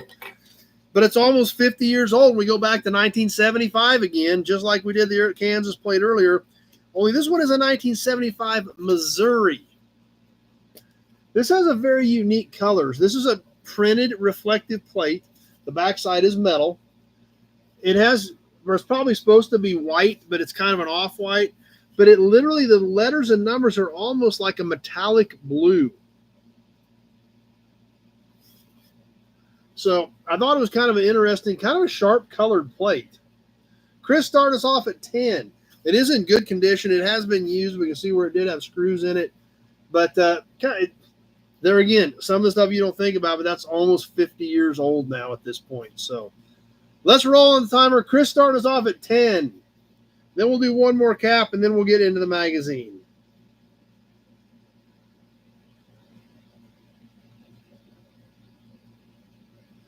Zach, 35. Zach must like it too. I just think it's a cool blue is what I thought, but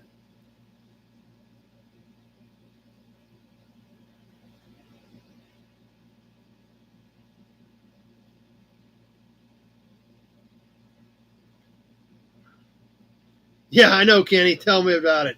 Mary, 38.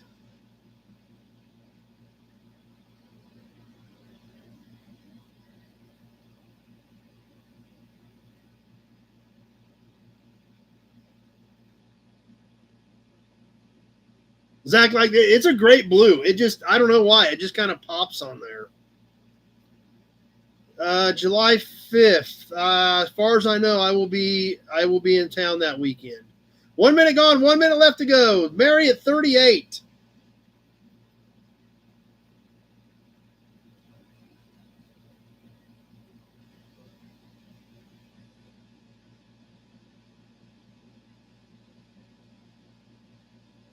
Zach, 45. That's right. Maybe it's like 30 years ago, really. I kind of agree with you. Zach at 45. Minute 30 gone, 30 seconds left to go.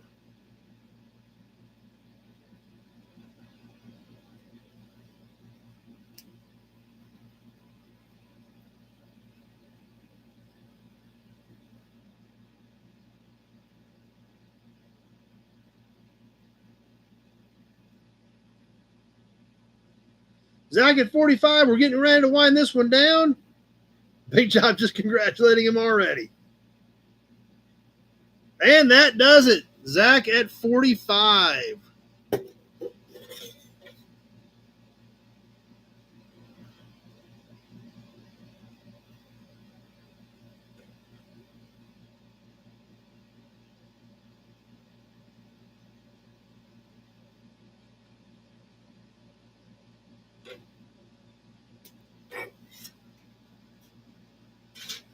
All right, we'll do one more cap. So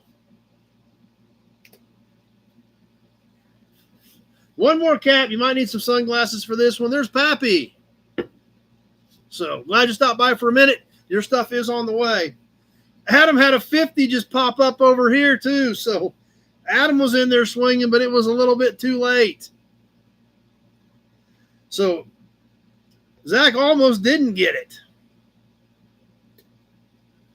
So obviously the systems have been a little bit wonky tonight, the way this stuff is feeding. So we got one more. We'll squeeze one more in here.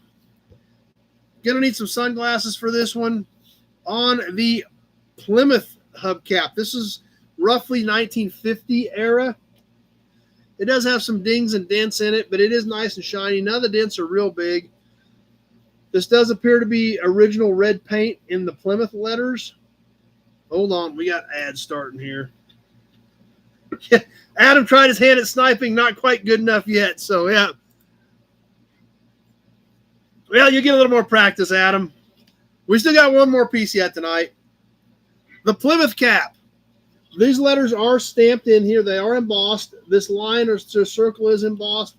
This is a steel base with a chrome-plated cap or chrome cap over the steel base. Yeah, things aren't seem to be playing real well tonight with the systems. So anyway, roughly around 1950, Nice, bright, shiny Plymouth cap. And let's get this thing rolling on the timer. Where's our Mopar fans at? Or do we have any Mopar fans on tonight? I'm kind of starting to wonder. Martin's here.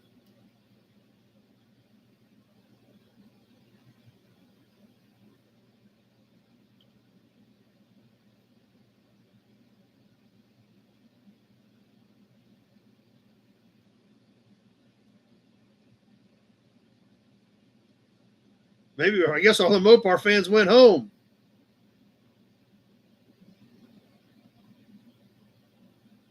Alec, 15.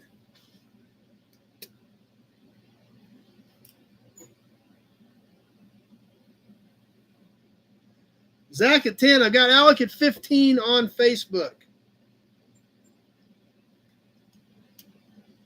Zach, 16.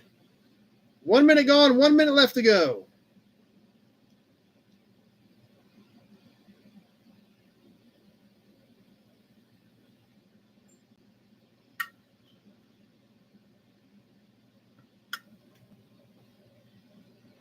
Around a 50, Jeff. I'm not sure. Somewhere around 1950. Zach at 16.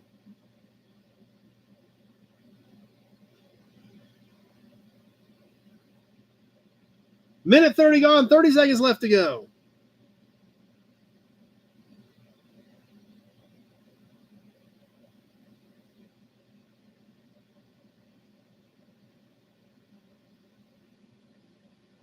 Kevin, 26. Kevin been kind of laying low tonight.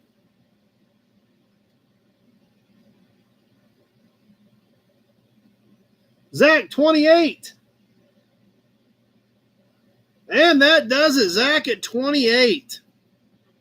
Austin had a 30 in there just a little bit too late. Zach at 35. Alec at 27. So, yeah, there's been obviously a lot of things. I mean, just look right there at the end. There was a lot of stuff hung up in there. So, but we had Zach at 28 at the 2 minute mark. So that's what I've got to go with, even though obviously there was some wonky stuff going on in the system.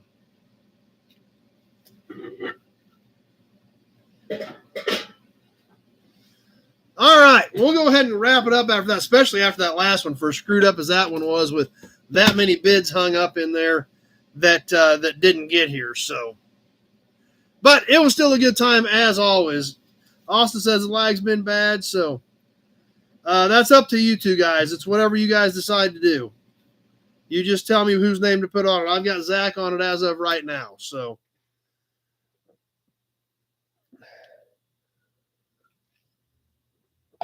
Yeah, lag's definitely the enemy of every sniper, and there's been a lot of it tonight, apparently. Hudson badge. Kevin says he'll take it for 28. Okay. I will mark that to Kevin.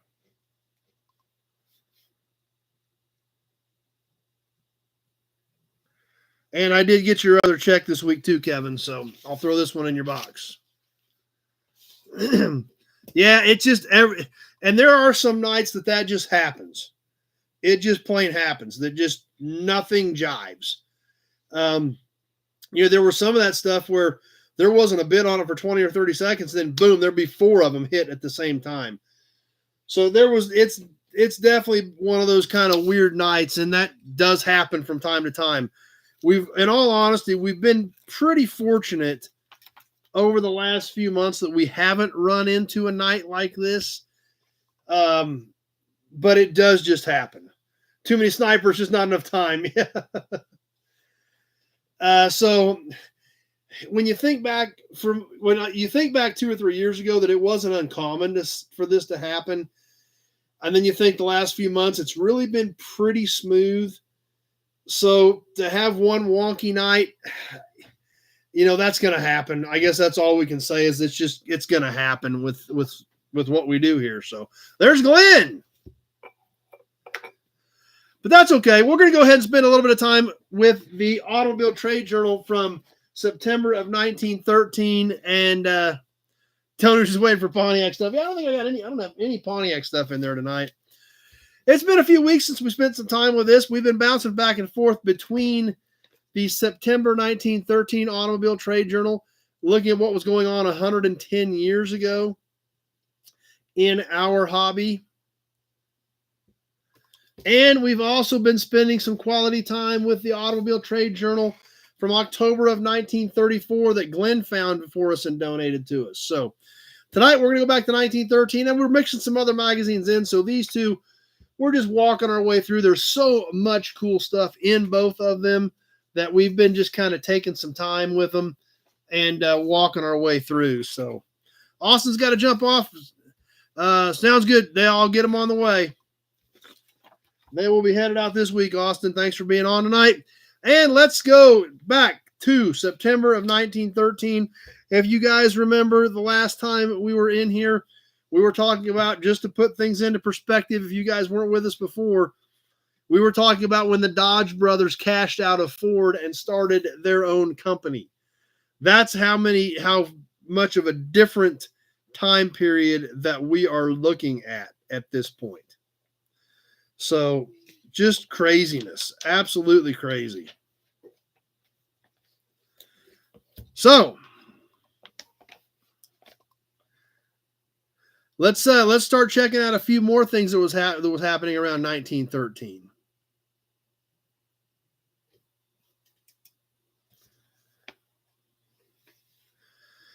All right, now we're only on page 84 is where we're at now after we've been spending several weeks with this. There are over 300 pages in here. So we're just going to check out a few more tonight and then wrap up early so everybody can get some sleep tonight and check out what's going on. Now, there's not any pictures in this next page, so I'm just going to read some of this stuff to you.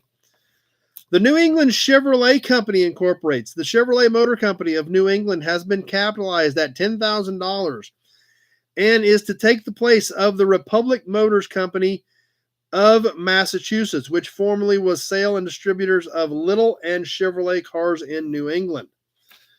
The quarters of the Republic Company Motor Mart in Park Square, Boston, will be retained. W.C. Sills is president and treasurer. W.C. Durant, vice president. We're having a show discussing this history. Yes, it is. It's super neat. Sounds great, Zach. Appreciate you being here. Yeah, sounds great. Yeah, call me tomorrow. We'll run through last weekend, this week, and we'll see where we're at, Zach. Another interesting tidbit. The Marathon Sales Corporation, a motor sales corporation to handle the output of the Marathon Motor Works of Nashville, Tennessee, was incorporated in Indianapolis, Indiana, with a capital stock of $100,000. The concern is under the firm name, the Herff Brooks Corporation, and will control the sale of Marathon cars throughout the world. The officials of the company are Jacob Herff, Herbert Herff, and George Herff, H. Brooks, secretary and sales manager. The three first officials have been in the motor car business for 5 years as distributors for the Marathon car, and Mr. Brooks has long been connected with the Marathon company as its sales manager. Now, what's interesting about that with the Marathon Motor Works is the fact that there again, here we are well over 100 years later, and these guys would have never even in a million years of Buck Rogers comics books imagined this, that plant, that factory in Nashville is now where the Picker store is, sees a ton of traffic. They are retelling the story of the Marathon motor car. They have some Marathon motor cars there. The building is absolutely astounding when you look at the old architecture, the old construction. Pretty amazing. If you guys haven't been there, it is well worth checking out. It's been a few years since we've been there. I've been there a couple of times. We were there in 2015. That's when we bought the 59 Cadillac nose that had been cut off at the Picker store.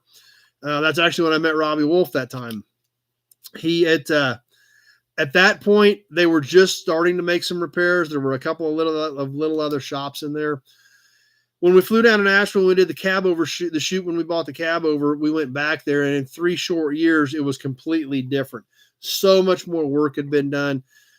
They had, like I said, several Marathon cars now on display. None of that was there before. And that's been almost 6 years ago now. So, I don't know what it's like now, but I bet it's even cooler and more busy. So definitely well worth checking out the American Picker Store in Nashville to see that Nashville Motor Car Company was the factory. So thought that was kind of neat. We do have an interesting ad to check out. We haven't had a lot of ads as we've started getting into the text, but this one is so cool. I don't even know what it is. The Dreadnought Moline M40. As a dreadnought battleship is a shield to the country's prosperity, so is the Dreadnought Moline to that of the dealers. No enterprising dealer can fail to be prosperous with such a car, for its value is so great that it has but to be shown and demonstrated to be sold. The price is so low for what you get, or you get so much you ordinarily can't get at that price, that the car is a self-starter in sales. If you enjoy making money along the lines of the least resistance, send for our agency proposition. It will interest you. The Moline Automobile Company, 105 Street, East Moline, Illinois. The Dreadnought Moline. Never heard of one, but apparently they were making one in 1913.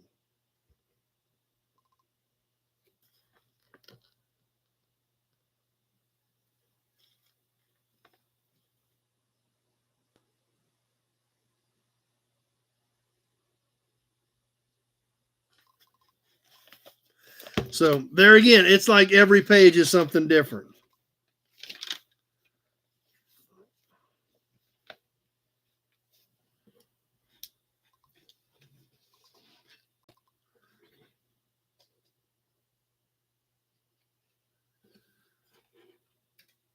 In 1914, there were 100 car companies, or 1,000, yeah.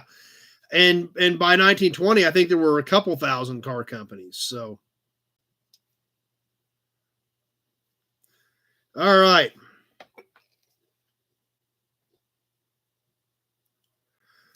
The Abbott discontinues Detroit branch. Discontinuing its factory branch in Detroit, Michigan, the Abbott Motor Car Company of that city has placed the business in the hands of the Gaston Richardson Company, which will act as the agent for the company. The new firm is composed of George T. Gaston, who is making his entry into the automobile business, and Douglas C. Richardson, who for 2 years was associated with the Warren Motor Car Company. The present quarters at Jefferson Avenue and Brush Street will be retained. So the Abbott Car Company and the Warren Car Company. Haven't heard of either one of those, like, ever. But that's what's interesting. Yeah, there was a Moline tractor, Adam. There was a Moline tractor as well. Don't know if it had anything to do with this automobile company or not for sure.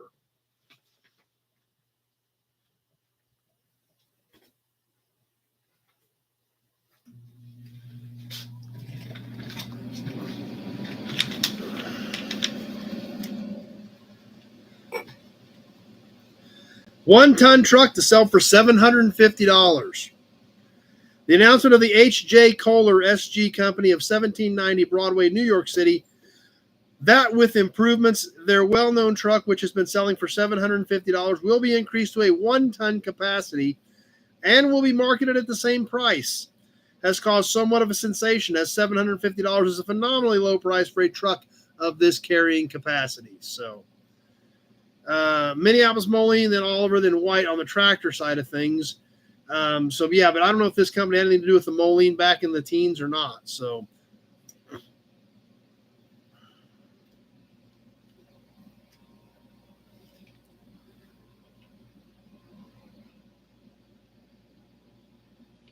all right. This is kind of interesting. Detroit truck must have fenders. In order to prevent serious injuries to pedestrians from heavy motor trucks, the city of Detroit, Michigan, has passed an ordinance which compels all trucks of more than 1 ton capacity operating within its limits to be equipped with a fender, so that in case of an accident, the object struck would not go under the wheels but be pushed to one side. Following the passage of this ordinance, a committee of the Detroit Automobile Dealers Association was appointed after a conference of the police department, the Common Council, and motor truck manufacturers to specify the type of fender used. A type resembling the old ones used on the trolley cars has been constructed and is being used now as an experiment. Recently, one car appeared with a fender, which was almost a duplicate of that used on steam locomotives. So there again, that's kind of crazy.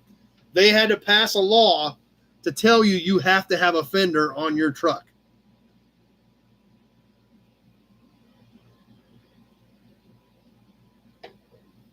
But it really just tells us what? How different of a time we're in as we study this magazine from 1913. Can I help you? Can I help you? You want to come say hi? You do? Come here. No, you don't want to come say hi. That's fine. All right. Another innovation. Big deal in 1913. Electric starter for Winton. I have heard of a Winton before. The increase in demand for electric starters on cars has caused the Winton Motor Carriage Company of Cleveland, Ohio, at present using a compressed air starter to equip its cars with the USL electric lighting and starting system. This does not mean that the air starter is to be discarded as regular equipment. It will be furnished as standard equipment on all cars unless the purchaser specifies the electric type. Installation of the electric starter will increase the price of the car $200. Delivery of cars with the electric equipment will be commenced about November 1. So, and there again, that really put, Alex says Winton was big. Yeah, I have heard of them. Increased the price of the car by $200. You know, this is at a time when a Model T was $400 or $500 for the whole car, and just adding an electric starter was $200. So that was a massive deal. But I suppose if you got your arm broke trying to crank start one a few times, it might not sound like quite as bad a deal. But there again, different times, and that's what's so cool to go back. Model T was $350 for the runabout. So that puts it into perspective. The cheap runabout was $350 for the whole car. The electric starter was a $200 option.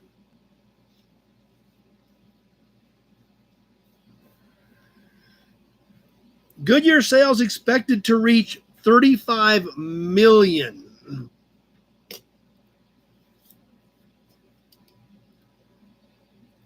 Since the sales of June and July show an increase of 40% over those of the corresponding months of last year, the officials of the Goodyear Tire and Rubber Company, Akron, Ohio, have come to believe that the sales for the full year would run up to approximately 35 million, and this is in 1913. At the time of the flood and strike in the Akron district, and the output of the Goodyear concern was seriously curtailed, although even in the early spring, the company was able to show a gain in sales over the previous year, but not up to the gain of November and December 1912. In January and February of this year, which was 1913, this fact caused the belief among the directors of the company that sales of 32 to 33 million for the full fiscal year would be an excellent showing and would represent a gain of close to 25% over the fiscal year of 1912. However, the recent showing has been of such satisfactory character that the predictions of early June seem certain to be exceeded. Yeah, I think that $200 was for the entire, you got the lights and everything for that, but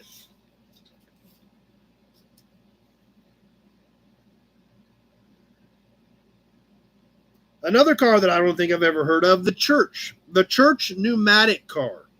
The new Church pneumatic car has been embodied in a pleasure car, which is being manufactured by the Church Motor Car Company, 2019 Michigan Avenue, Chicago, Illinois. This new car has a 132-inch wheelbase, 36-inch tires,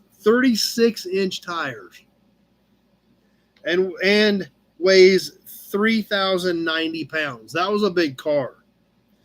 The engine is of the 4-cylinder type and works on the 2-cycle principle. So this was a big car with 36-inch wheels and a two-stroke. It is claimed to develop 90 horsepower. And there again, just like Alex said, the runabout was $350 on a Model T. The church pneumatic car was $2,500. So to put it into perspective, that's kind of bonkers money. There are no pics of the church. No, Joe, there is not. So everything we just looked at, everything we just read about, that's all there was. It was all just text.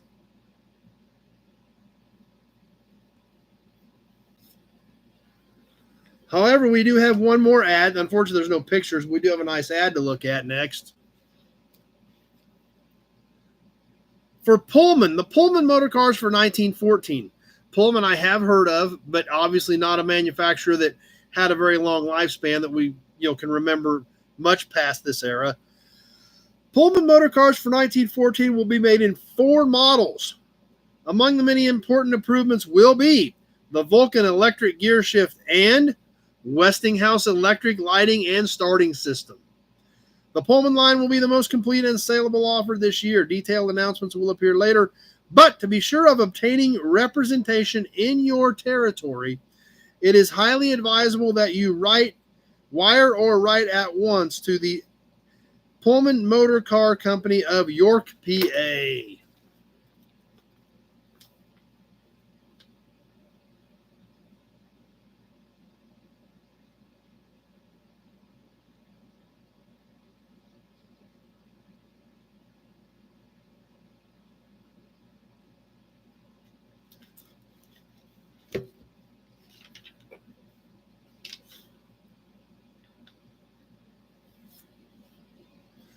So I think with that, that's what I was thinking. Pullman had something to do with streetcars too, but I don't really know. I don't know if it was the same company, part of the same company, a spinoff of that company.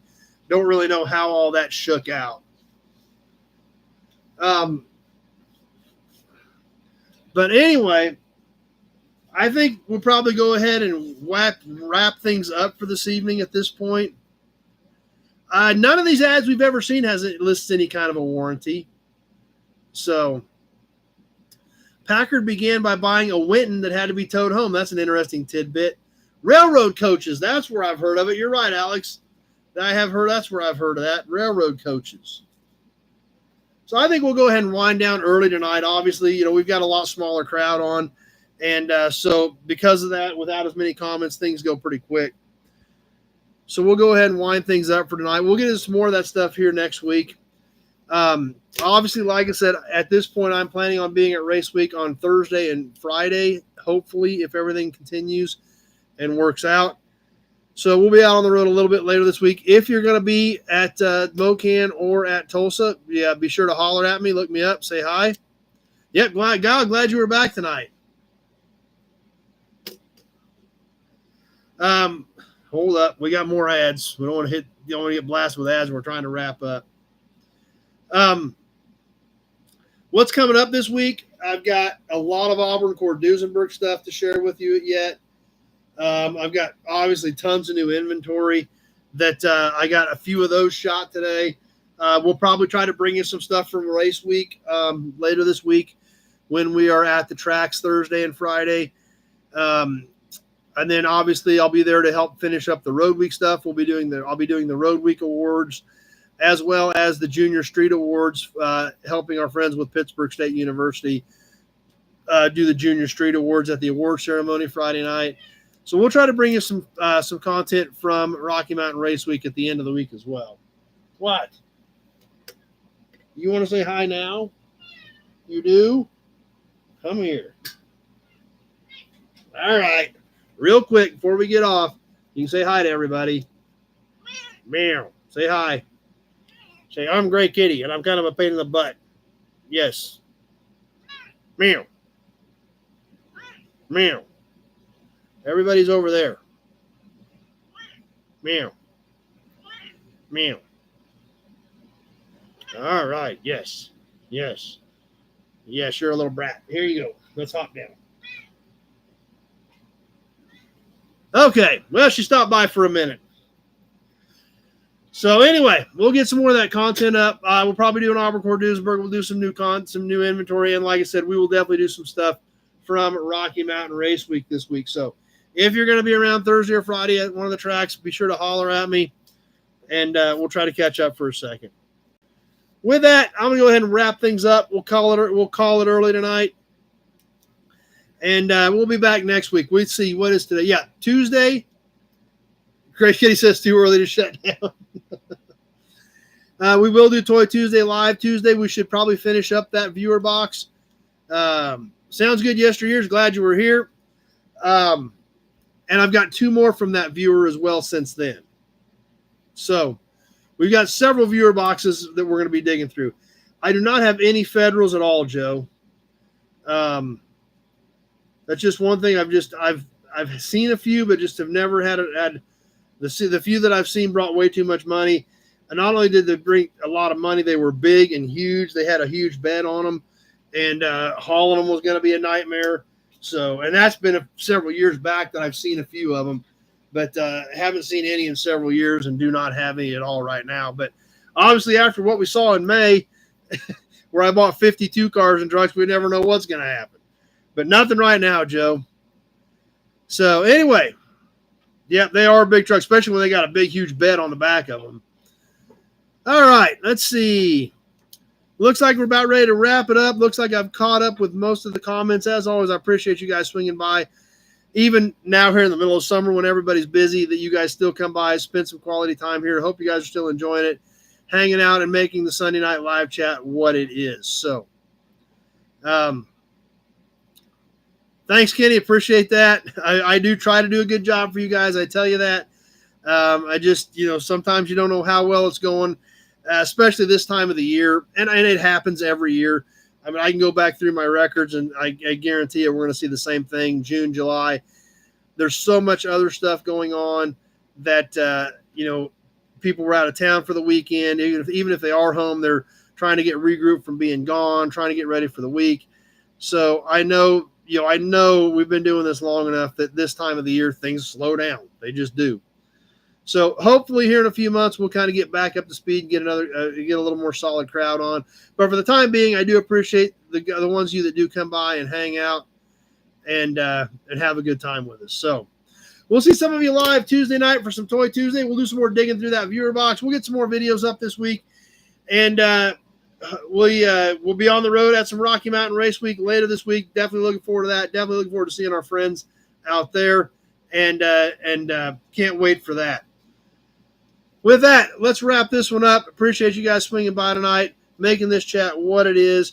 And we hope to, at least if we don't see you Tuesday night, we sure hope to see you next week, 7 o'clock Central Standard Time for some more Sunday night live chat. Same bat time, same bat station.